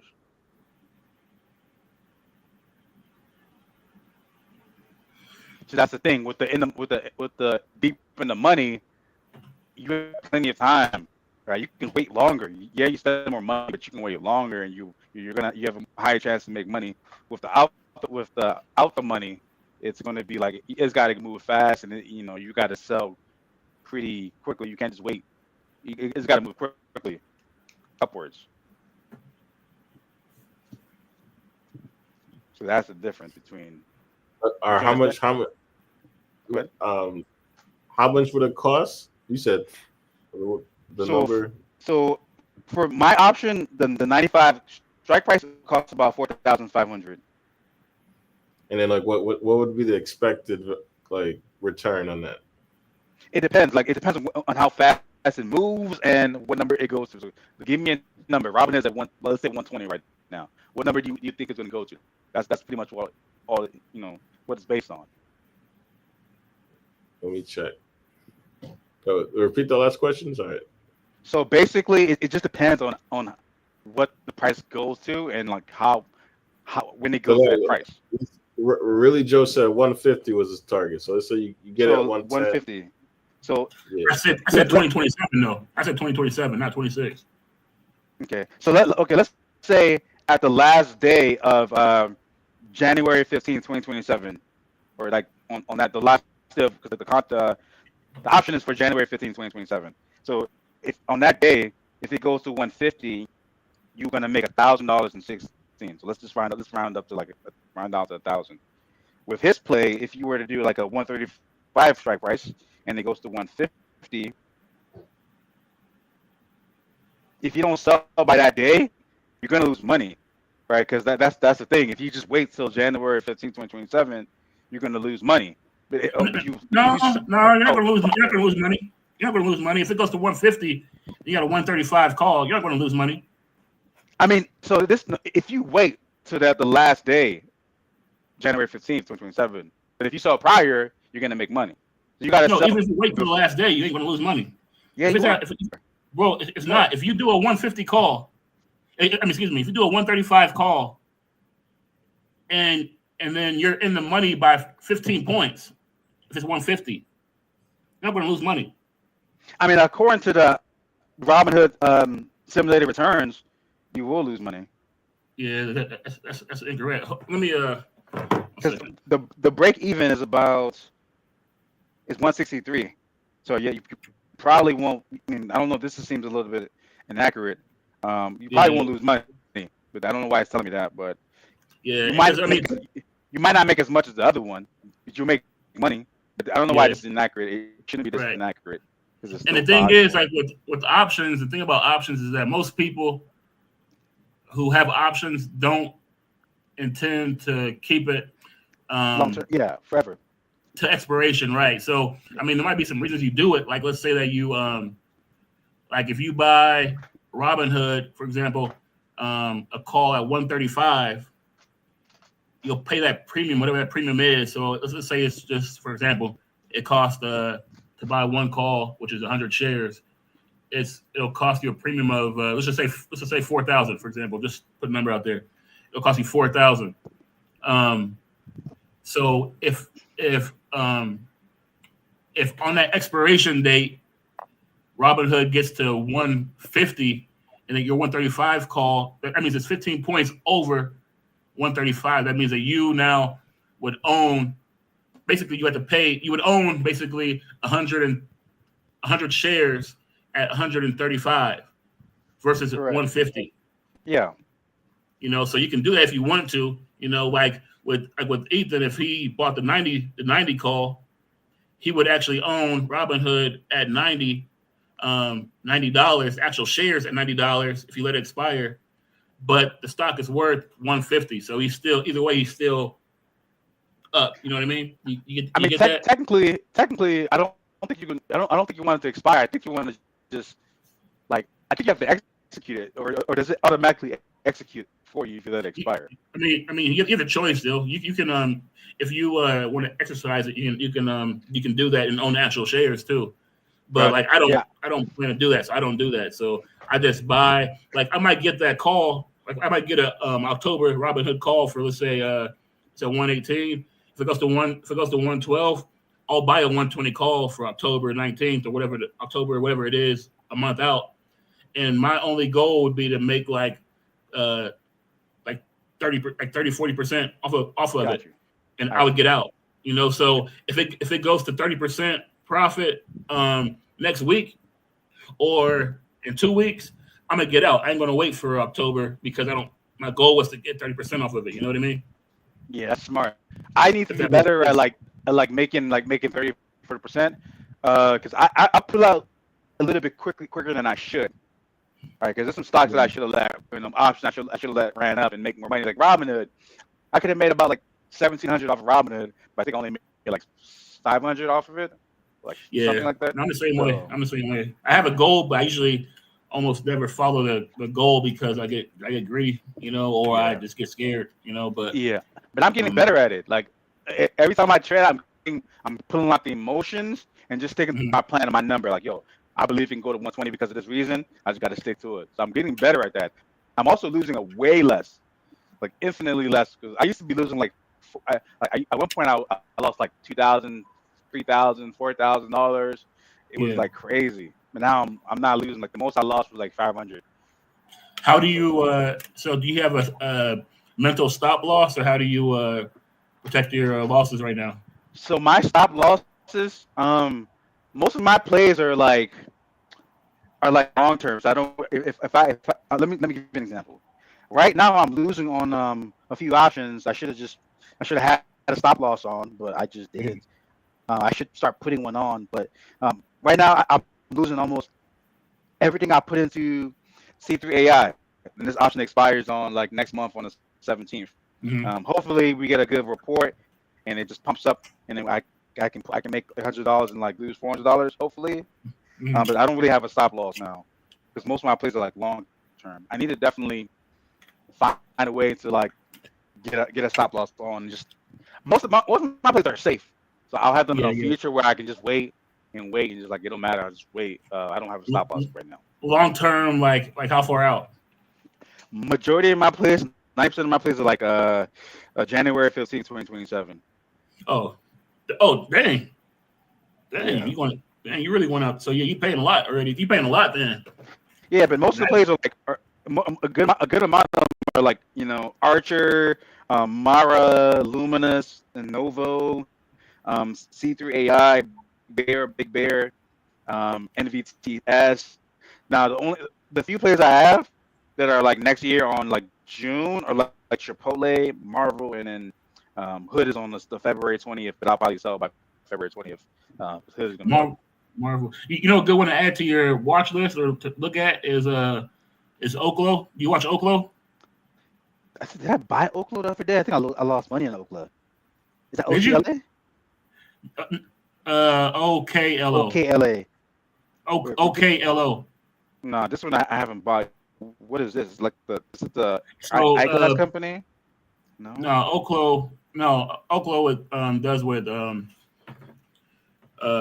basically radiate. Development of efficient reactors. Right now, can you? It provides clean energy Can you play. now? Yeah. Can y'all hear? I can hear you. You're chopping up a bit. This is a good one. Okay. So the my bad, man. I think my internet's kind of messing up. But Oklo's kind of been on a tear. The reason I say that you should look at your or watch it is because when it gets to like 70, 65 range, it's kind of been repeating itself. But basically they so they deal with they're an energy company. Sam Altman actually used to run them until he got let go. He got let go. That's a good one. And then also another one that I like that's kind of cyclical is I like Pepsi. Pepsi. I don't know. Yeah, I don't know if you because they kind of move. I mean, the spread is huge. I mean, it's kind of big on Marvel too, though. So I mean, but Pepsi's a good one too for quick plays. And then what was the other one? It'll come to me later. But yeah, right now only thing I'm holding right now is Microsoft, man. I don't know if you watch Microsoft, but I've been getting screwed right now because I have a 505 call, which expires tomorrow. And it's at 5, right? It's at 500 right now. So no, it's a 509. Microsoft is 509. Yeah, no, it is now, but it closed at 5 because it closed at 5. And they just had some news right now. Some news about partnering with OpenAI. But this whole, if you look at the hit the chart for the last 5 days, the thing's been like it hit 508 pre-market, 507 pre-market, like yesterday, I think Tuesday. But then at the bell, at the market open, it tanks. It's been tanking like the whole week to like 497. Gotcha. But now I think I'll be able to get out though, because if it stays where it's at, I'll be able to get out and probably not make any money, but not lose any money. Yeah, so it's like perfect timing. Okay. But I've been, Have you noticed that like Friday, every day Friday when the market opens, for like 30 minutes, the market will just drop and it will continue going down. Every Friday it does it. So my plan for tomorrow is do a put option on SPY because that is at an all-time high. This is the time frame where it drops at least $7. But the only reason I wouldn't do it right now is because of The news coming. So I mean, if I did it, I'd probably do it What news? probably like Tuesday or something. What news? For the interest rate reduction. Wait, the news comes out on Friday, or because we already know that interest rate is dropping. Right, but I think if we're going to do a put though, I think the put would better be next week. So why'd you do a put on the SPY before with the interest rate being reduced next week? Because it'll. Nah, because because I think Friday to me is the best time for a put because that's when the market goes down on Friday for no reason. It's always so you mean to do a put? You mean to do a put and then get out the same day? You mean? Yeah, I'm not gonna hold my put. I'm too long. I'm not gonna hold till Monday. I'll do the put market open and then I'll keep it for at least the next few hours and then I'll close it at a certain price and I'll move on from that. Okay, you're good. You're good. Yeah. So I'm just thankful, man. Cause I lost a lot of money on Microsoft these last 2 months, man, messing around. I mean, But, hopefully you didn't buy when it hit an all-time high. Like I think it jumped through in earnings by a lot. No, I didn't. I've been messing around with Microsoft between 480 and 500. And I've been doing good, but then it started like doing some crazy stuff, man. So like I was doing the weekly calls, and I was kind of buying it too high, man. But I think now, I think at 500, you're good on Microsoft for like a long term. You know what I mean? For me, So, the options are too expensive for Microsoft. I was gonna do an option at 500. I would have made money because it's 509, but I was like, it's too expensive. Because I like to do my options for like big companies like Microsoft for like at least a year out, and it was like 7,000. I was like, that's too much. So you do like 7,000 is even cheap right now for Microsoft. What was 7,000? That was like I think it was like it must be like a year out or something. Like it was like But what strike like price April. though? It was deeper than money. I think it was like Back money. in April. Nah, it was like today. It was like today. That sounds kind of. You remember what strike price it was though? It might have been like a 460 strike price for like August of next year. I can't remember. I don't think I put on my watch list. Let me see if I put on my watch list. Because 7,000 sounds kind of cheap for that long out. No, I don't think I put it on my watch list. I did not put it on my watch list. But yeah, I mean, I think Microsoft is pretty like around this area, 500, like 495, 500. I think is an area it's going to start swinging at. But yeah.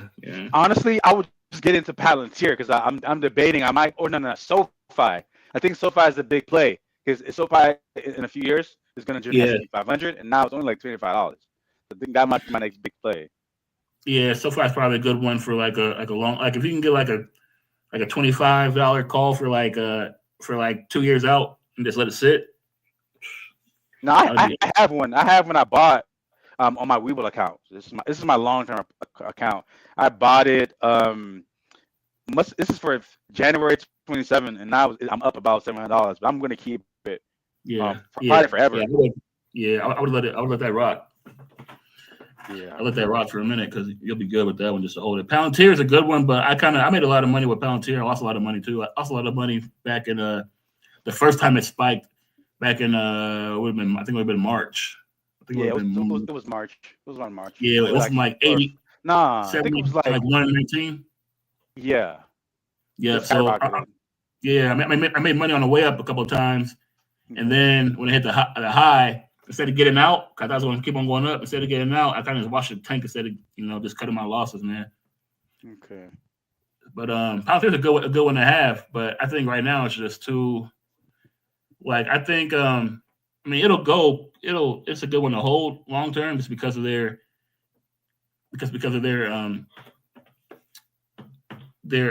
technology is good, plus their government contracts. But I think I'd rather have it like around 130, but I don't know if it's gonna come down that far, man. This is my game plan for next year, right?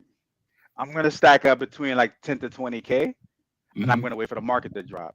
just like in April. So if that repeats itself, hopefully it does. I'm gonna have 10 to 20K reserve, and then from there I'll just I'll buy leaps when it hits a certain low, a certain number I'm looking for, and I'll just buy it there, and then I'll sit and wait. That's my game plan for next year. Yeah, no. If you get some money to park, that's dope. Yeah, so what I'm actually gonna do is I'm actually gonna get a personal loan. I'm gonna get a personal loan, and I'm gonna get money on my 401k. I'm gonna take a loan on my 401k, and I'm also gonna have some money on the side as well. So altogether, it should equal between 10 and 20K, and that way it doesn't matter the interest I'm getting charged, as long as I can make, let's say I can turn 10K into 30K, and I don't care what interest is out there. I'll just pay back the loans and then right, exactly money in there. So, is your job fully remote or fully remote? Yes. That's dope. Are you looking for a fully remote job?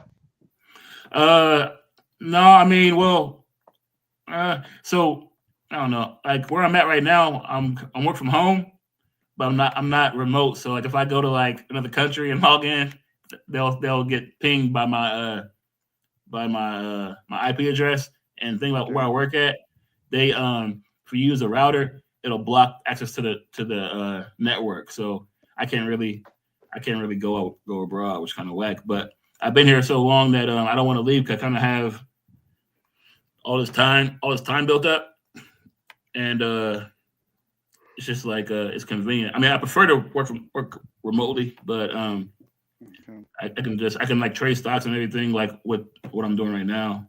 What field are you in? Cybersecurity? No, I wish. I actually do fraud analysis. Okay. Are you making like 100K a year, or is it like a good salary? Yeah. Oh yeah, that's it's gonna be tough to kind of, because if you switch jobs, like what type of security system do you have set up? Is it a VPN? So they have. So you mean at my job? Yeah. What do they have you set up at home to log in? Oh yeah. You log into a VPN. Yeah. You log into a VPN. Is it a software VPN or a physical VPN? It's a software VPN. It's a Cisco VPN. But the thing is, the thing is, if it's if I log in, like if I like go into like a Nord, whatever, it won't. Is it by any chance? I think it's something called Connect, Cisco Connect. Is that it? No, it's like a Cisco Workplace something. Okay, is that where you? Because my last company used something like that, where before you log in, you gotta like put in a special number through your phone app. So you do that after you get into the network. So basically, you click Cisco Workplace, something like that, Connect or something like that. But you log into the VPN, the network, then the local VPN, and then it takes you through the authentication process where you got to use your that one-time code, security code. That sounds like exactly my last company, and that shit was easy to actually maneuver. But you did have to use double VPN. There's a special double VPN you have to use though. You got to do it a certain way. Yeah, it's possible because I've done it, and I've done it with the Cisco. It sounds very similar to my last job. Yeah, like I would log on there and see, but if I log on, they'll see, so they'll load it up. So, but what you can do, you can test out a setup, and then you can do it in the States as well. You can do it in the States, see if it works, and then from there, just test it out little by little. And if they say something happened, just be like, oh, you logged, use a different router that someone's playing with your router. Oh, true. Yeah, that's what I did. I know exactly the system you're using. Go ahead. Go ahead. No, go ahead. I said it's gonna be a little bit slow. So the speeds are gonna be a little bit slow if you do the double VPN route. Mm-hmm. Yeah. Cause man, like I could save so much money, man, if I was abroad somewhere, but even if I go on my cell phone, like when I went to Thailand, I went to log into Workday on my cell phone, and because I was in Thailand, they wouldn't let me access the Workday. Oh, I know exactly what you're doing. Yeah, that double VPN is gonna work for you because.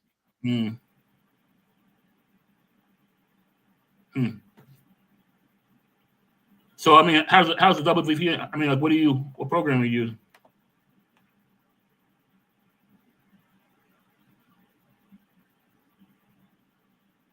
Hello? Hello? Well, Ethan, I don't know if he fell off. Yeah, it's like what you guys are talking about sounds like Swahili to me. You know what I mean? Nah, man. Some of these companies, corporations, man, they gotta protect their stuff, man. So they got the security super tight, and basically, the VPN just protects their network from being, attacked. But some companies don't want. Some companies, I don't know why they don't want you to use a VPN at your house, but it's kind of weird. But whatever.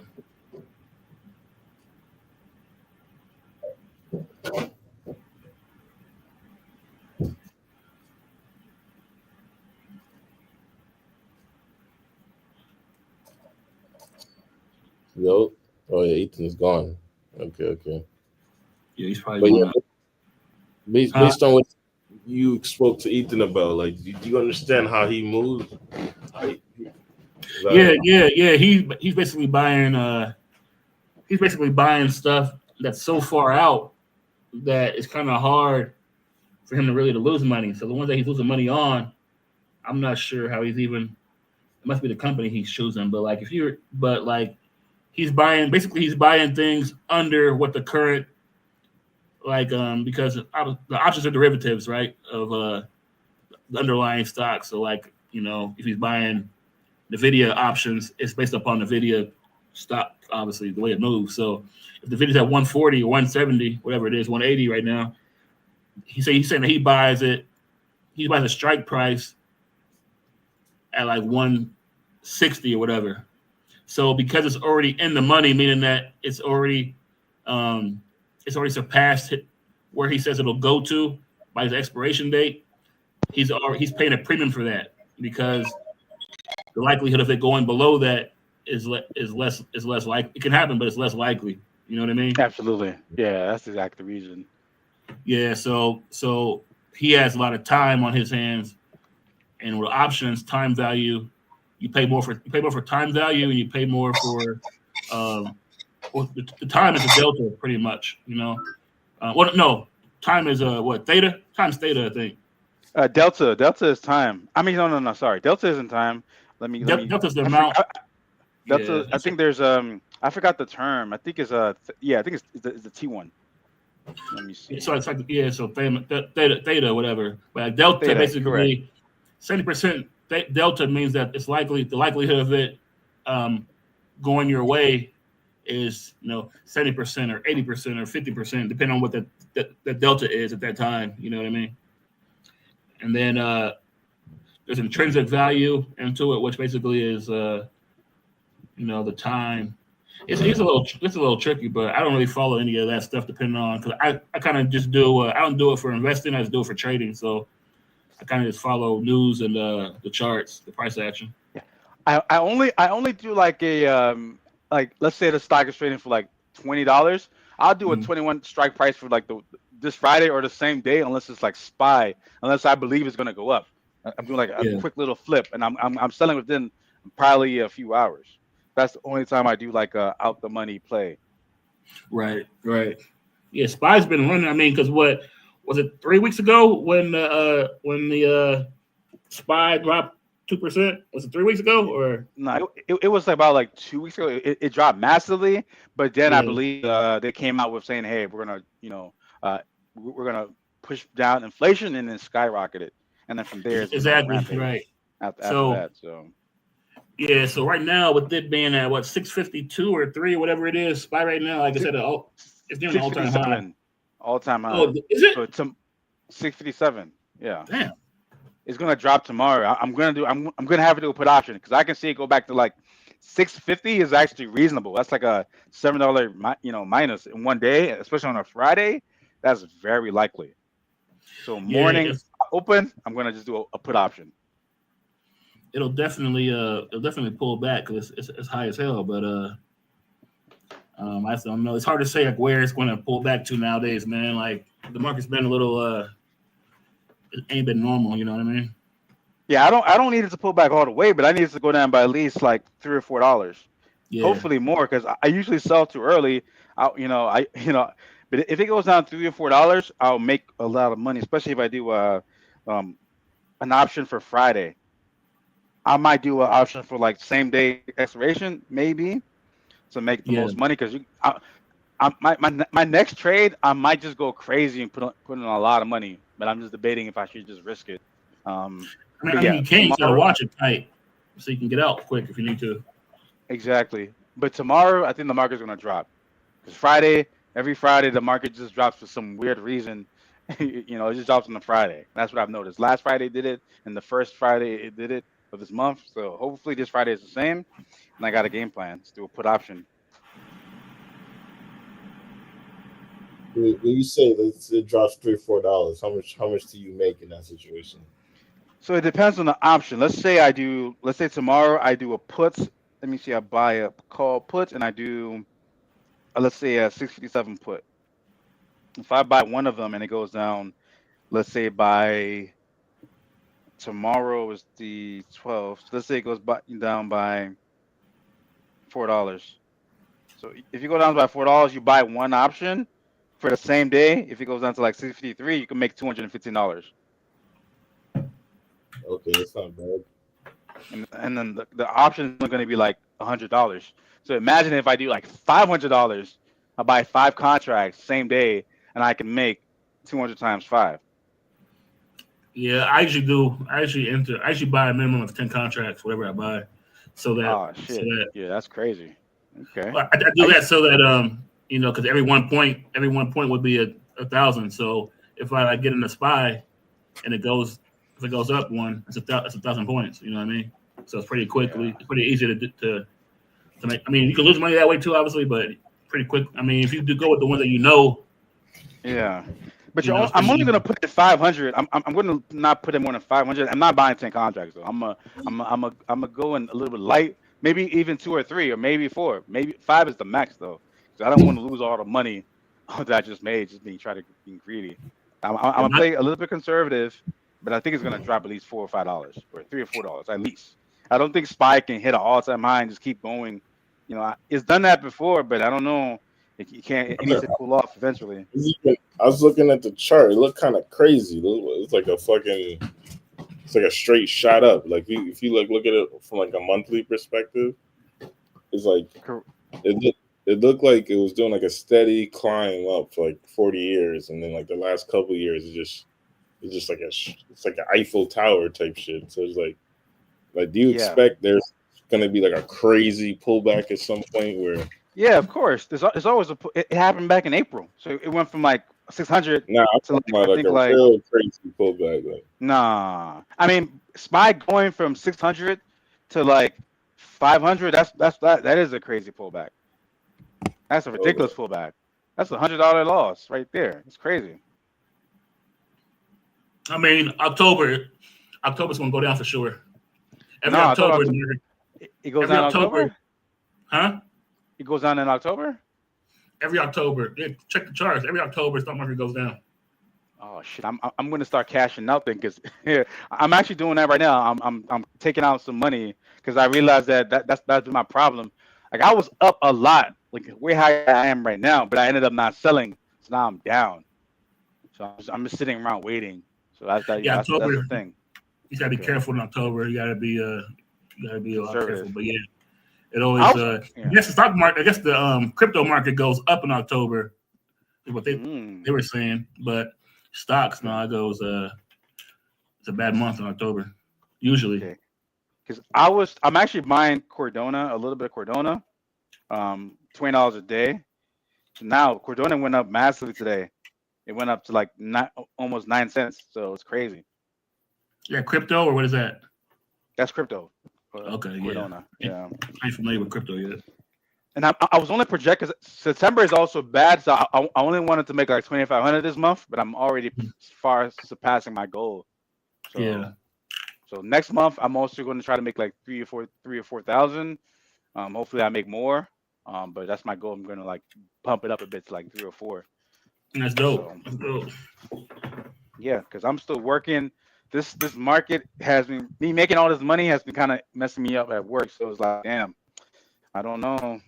I'm losing a lot of points because I was doing really good the first week, but now the second week I've only made like 3 or 4 sales, so I got to pump it up the third and fourth week so I can get to a good level. So yeah. So how do you do? So you're doing you said you sell car insurance? Yeah, car insurance, auto insurance, rental insurance, boat insurance, motorcycle insurance. It's like you do it through like you do it through like VoIP or how do you? Just an app. So they gave me a computer. It's a software. It's a phone dialer. A phone dialer that's connected to Internet Explorer, and then a little system in the back. When someone calls in, their number pulls up. It pulls up their information, and then I just get the call, and I'll be like, "Yo, hello, how's it going? What can I help you with?" Okay, Yeah, so it's pretty easy. It's pretty light as well. gotcha. Yeah.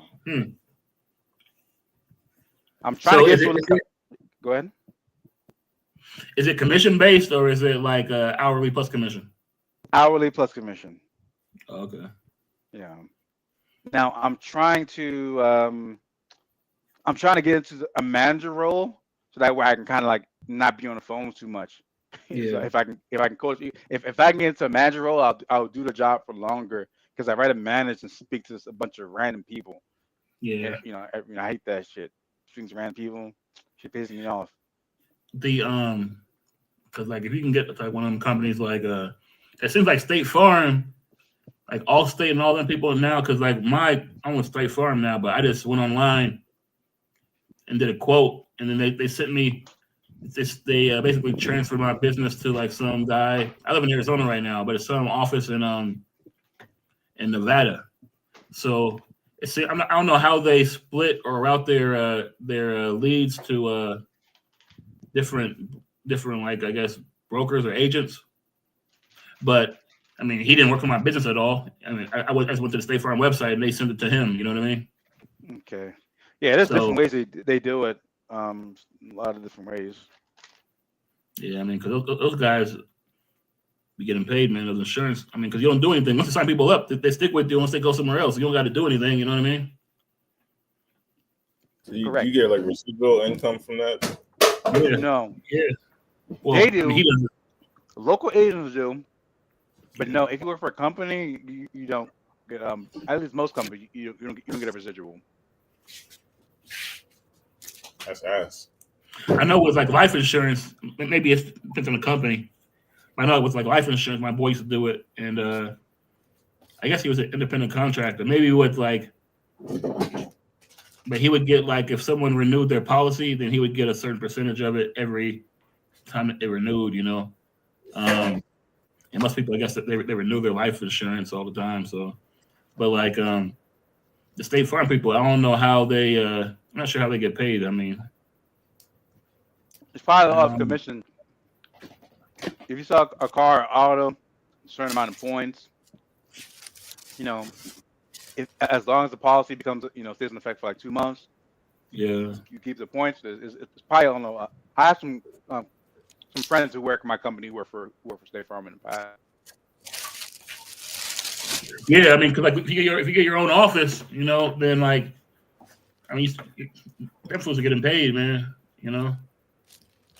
And I guess besides word of mouth, if like you get free quotes routed to you, like by the corporation, for people going online, that's a plus too. But I know it's a lot of money in insurance, man. Like people it's kind of an easy business too once you got your name out there.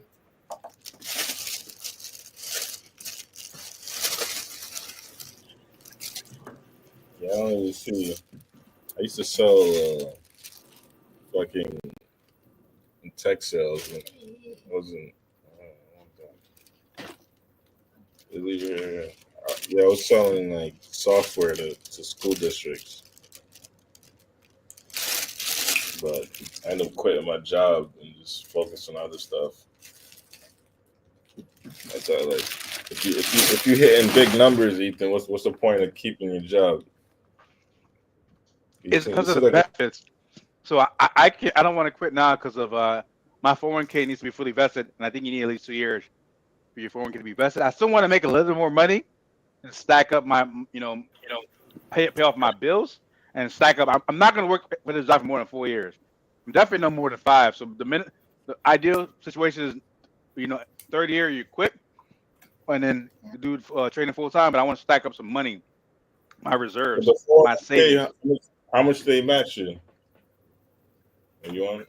No, It's 6%. But the thing is, if you quit before a certain amount of time, you lose all the money that they put in. So you don't want to quit too early. It's not that much, right? It is that much. It's about maybe 2,000 or 3,000, maybe, but that's still a lot of money that you're going to be throwing away. Yeah, but I'm saying the opportunity cost. Like if you're making, you can make that in a week. But still, why would I want to give it up? Why would I want to quit? I don't need to quit. It'd be better for me to build up my savings 3 to 4 years and then quit. I don't want to quit right now because the market. I'm not always making money on the market, right? Some months are slow. So what happens is I get 3 months of slow and I quit my job, right? Now I'm down bad. I need savings, so that's why I want to stack up my savings. I want to stack up my extra money to put in the market when things crash. And that's why I want to do like a 3 or 4 year time period. I want to plan everything out, and in the 4th year, I got all that taken care of. I'm good at the market. I'll just quit, and then. So usually what I'm doing is like I try to pay like my bills like 6 months in advance type shit. And then like if I have slow months or something, I'll be all right type shit. And then like, you know what I'm saying? Like, and you just keep spend within your means. And then like when it's time to pay bills again, you just, you know what I'm saying? Yeah, that's a good idea, but still, that's a great idea. But still, I still want to have like 10 and 20 G's in my savings account, just cause like why not? So there's no need to quit right now. Well, you don't have that right now? No, I don't. All my money's in like the stock market. Oh, I got what you're saying. Yeah, that makes sense.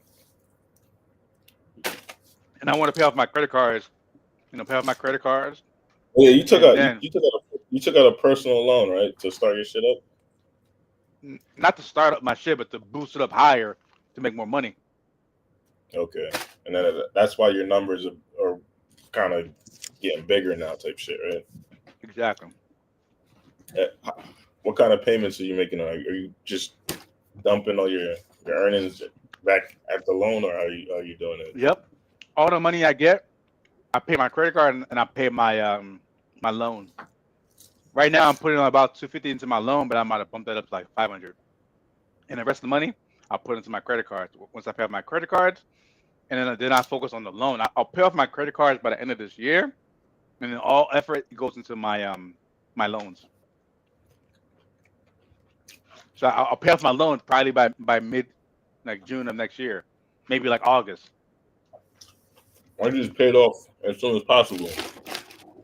Then now that means I have to take money off the market, and then I'm losing money. So if I paid off right now, it's like it doesn't make any sense because now that 10 G's, I can make with that 10 G's, I can probably make like minimum $2,000 a month.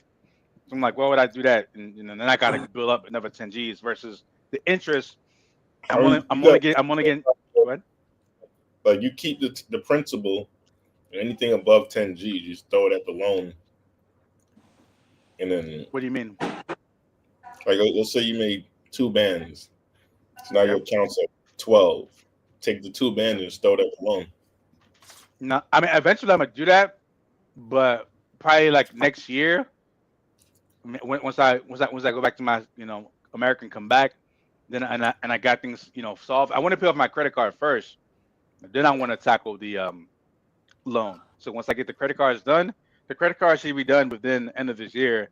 Once I take care of that, then I'm gonna put full effort into the loan. I'm putting like $1,000 a month, but I want to take care of the credit cards first. Then how much money do you owe? Credit cards, I owe Chase about $2,000, and I owe my other company about like $3,200. Ah, that's not much. Yeah, but luckily the $3,000 is 0% APR, but the Chase is more. So I'm gonna pay off the Chase probably by next month or the month after. How much is on the personal loan? Personal loan is about 10 G's. How much have you paid off yet? It only started this month. Okay. Yeah. So and it's only like I think $50 or $70 a month of interest. That's pretty good. So that's why I don't want to pay it off because I'm like, yo, if you guys want to charge me $7 of interest, it doesn't make any sense because I'm making like way more than that. I can make $10 in one day easily, doing barely nothing. So I'm like, hey, but only reason why I want to pay it off is that way I can get another loan. That's That's what I'm pretty much the thinking. only You pay reason. it off quick, you probably get a bigger loan. Yeah, but I'm gonna take my time. I'm gonna wait, pay it off slowly. Eventually, I'll pay $1,000, $2,000, but that's gonna, once I to get a credit card, and then once I pay it off, I'll drop it down to like 2 or 3 Gs. After it gets to about 2 or 3 Gs, you can actually get another loan, and then they pay off the first loan, and then they give you a bigger loan. Yeah, my bank actually does that, so that's what I'm gonna do. Once I pay it off to about 3,000, I'll just get another loan for like 20 or 30 Gs, and then they'll pay off the other 2 or 3 Gs and give me a brand new loan, and I'll just rinse and repeat. But I'm only going to do that when the market's at a low. Then I'll take out the loan because I'm not taking out a loan just to buy shit. I'm not doing that. I'm taking out the loan to boost, to boost my earnings. So my game plan for next year is simple. I'll pay off my loan as quick as possible, and then once I get to about 3 or 2 Gs on the loan, if I see the market is crashing and it's going down dramatically, then I'm gonna just say, hell, yo, give me a loan. I need the loan. I need a 20 or 25 G loan, and the underwriter should be able to approve it because by then I'm gonna have no credit cards, so I'm gonna have like almost probably like a less than 5% utilization. So they'll be like, okay, this guy's good. Give him a loan. That's the game plan. Next year, I'm gonna turn 10 Gs into at least 30 Gs next year. I'm not playing no games next year. You probably could do more than that. Maybe, but that's the minimum I'm trying to make. Mm. So just in terms of when the market crashes, I'm not saying that's what I'm going to make overall. But if the market crashes, I want to take out a loan, 10 or 15,000, and make like 30 or 40 Gs. I was just saying like buy the dip. Correct. What do you plan on buying? What is knocking on Stoic? Pardon? Huh? Oh, I'm eating a pho. What you eating? That's Chicken actually me. A fur? Pho. Pho. You know pho?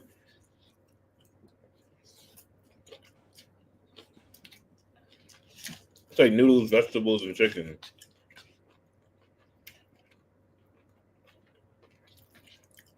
What I'm going to buy is actually Palantir and SoFi, and maybe Hims. But definitely Palantir is my number one. SoFi is my second. I'm only going to buy like 3 or 4 companies, maybe 5, but I'm not going to go more than that. It's going to be specific ones. And Robinhood, Palantir, SoFi, Robinhood, and maybe like depending on what Mag 7 is down a lot, I'll buy.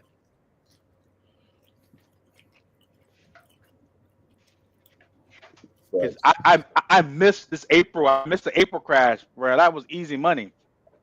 Yeah.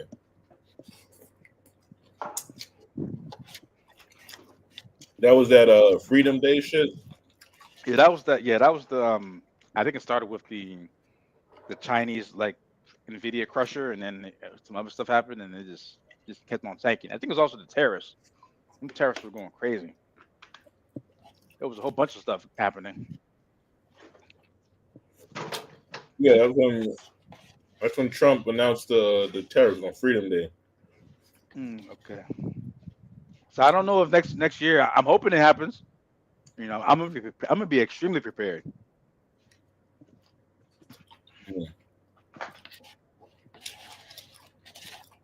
Hey, how I would do it is pay off the debt as soon as possible, then start filling your coffers with the. Hold up, I got a phone call. 1 second.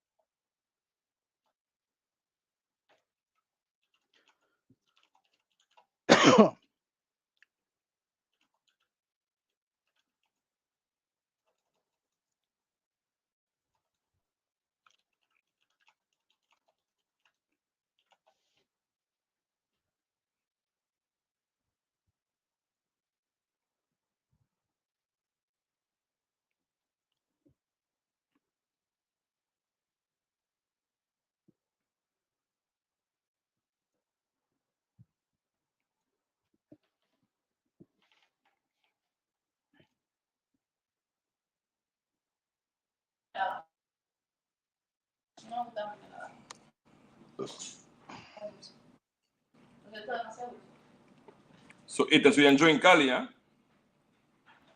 Yes, I am. Cali is nice. I mean, I'm mostly just relaxed. I don't really go to different places, so I go out from time to time, but I'm mostly working. So mostly working, doing overtime. So the Cali is definitely nice.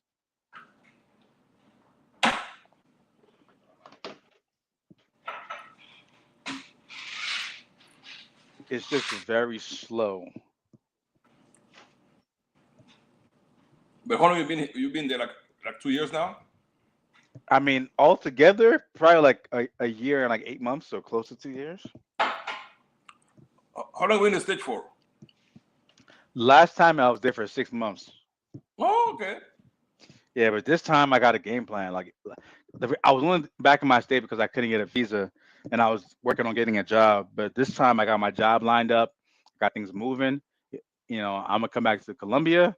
I'm gonna apply for a visa again. I'm gonna give it a shot, but you know, they're probably gonna deny me. So now I'm overstaying my visa, but I'll just pay the fine and do what I need to. But So when I they don't know, deny you, man. they send you notice, or how does it work? They emailed you say, hey, we denied your visa for power discretional power using our discretional power. So it's like just someone just says that hey, we deny you. We're not gonna give you a reason. We just deny you. So And what kind of? you I know, mean, what are the requirements? you have to have 1 year of health care insurance, or you know, one Okay. year or 2 years. You have to have your last 3 months of pay stubs making over a certain amount. You have to have a letter of employment saying that you work remotely with your salary on there.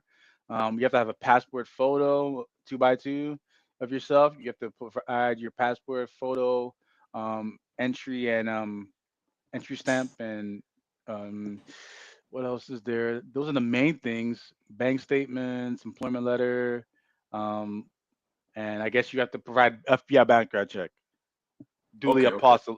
apostolized. That one is difficult. That one is very difficult. Maybe So because the and U.S. doesn't do apostille. That's the thing about it. The U.S. doesn't do that, so you have to go through. no, Yeah, U.S. does it. I did it. yeah. We have to go to Minister of Justice first, and then yeah, I know it. Yeah, yeah.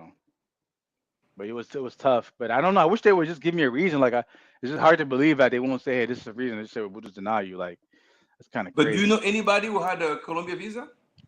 Yes, I know my friend got his Colombia visa. He gave me the number of his lawyer. I'm probably gonna use that lawyer next time. I might just pay some money because I'm gonna do. I'm gonna get that lawyer to do it. Where is he from? He's from the same. He's from America. Wow. Yeah. He told me he got. He showed me his the approval. He got his Colombian ID. So I'm gonna go through his lawyer and hopefully it's different. Wow, that's weird. Yeah. Also, I did overstay my visa, so maybe You think that's why they that could deny me. be that could be?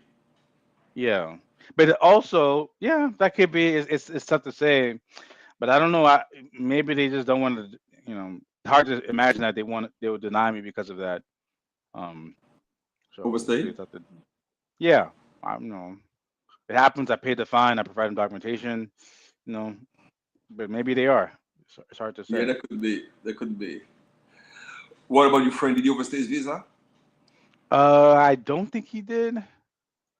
That could be it. And also the length of time you wait before you apply. They could ask, why do you wait so long? You know what I mean? Not really. I applied in the proper time frame. Oh, Yeah, doesn't I make applied sense. in the proper time frame. But this time I'm gonna do things I'm gonna get that lawyer. I'm gonna get that lawyer and see what happens. Hopefully he can help me out. You know. And this time around, how long have you been there? I've been here 9 months now. And what's your visa? You overstay again? Yeah, I've overstayed. Yeah. Yeah. I mean, the thing is, I got my apartment. I could jump to another country. I need a backup country. I need to find like a backup country that I can stay in. So I'm gonna find that out. You use Chile. Chile? Okay. Yeah. It's so easy to get your paperwork done in Chile. But I don't want to live there though. I like living in. You don't need to Colombia. live there. Once you get your ID, you just leave and then come back. That's it. Okay. Yep. Yeah. So I'm gonna figure things out. No, Chile. I mean, if you used to Cali, you won't live in Chile. If you used to Colombia, you won't like Chile at all. I'm about to go watch Floyd's live because yeah, he's having his live. I'm about to go watch that. Yeah, me too. So I look like Stoic is sleeping, right? Nah, he's having a phone call, but yeah, I was actually commenting. Yeah, right about Floyd's Yeah. live because it's booming over there. So I'll catch you later. Yeah. No, Okay, tell me I'll when put you're having you a stream again. I'll jump on Okay, panel. okay, I'll let you know. Yeah. Okay. Awesome. Stay safe.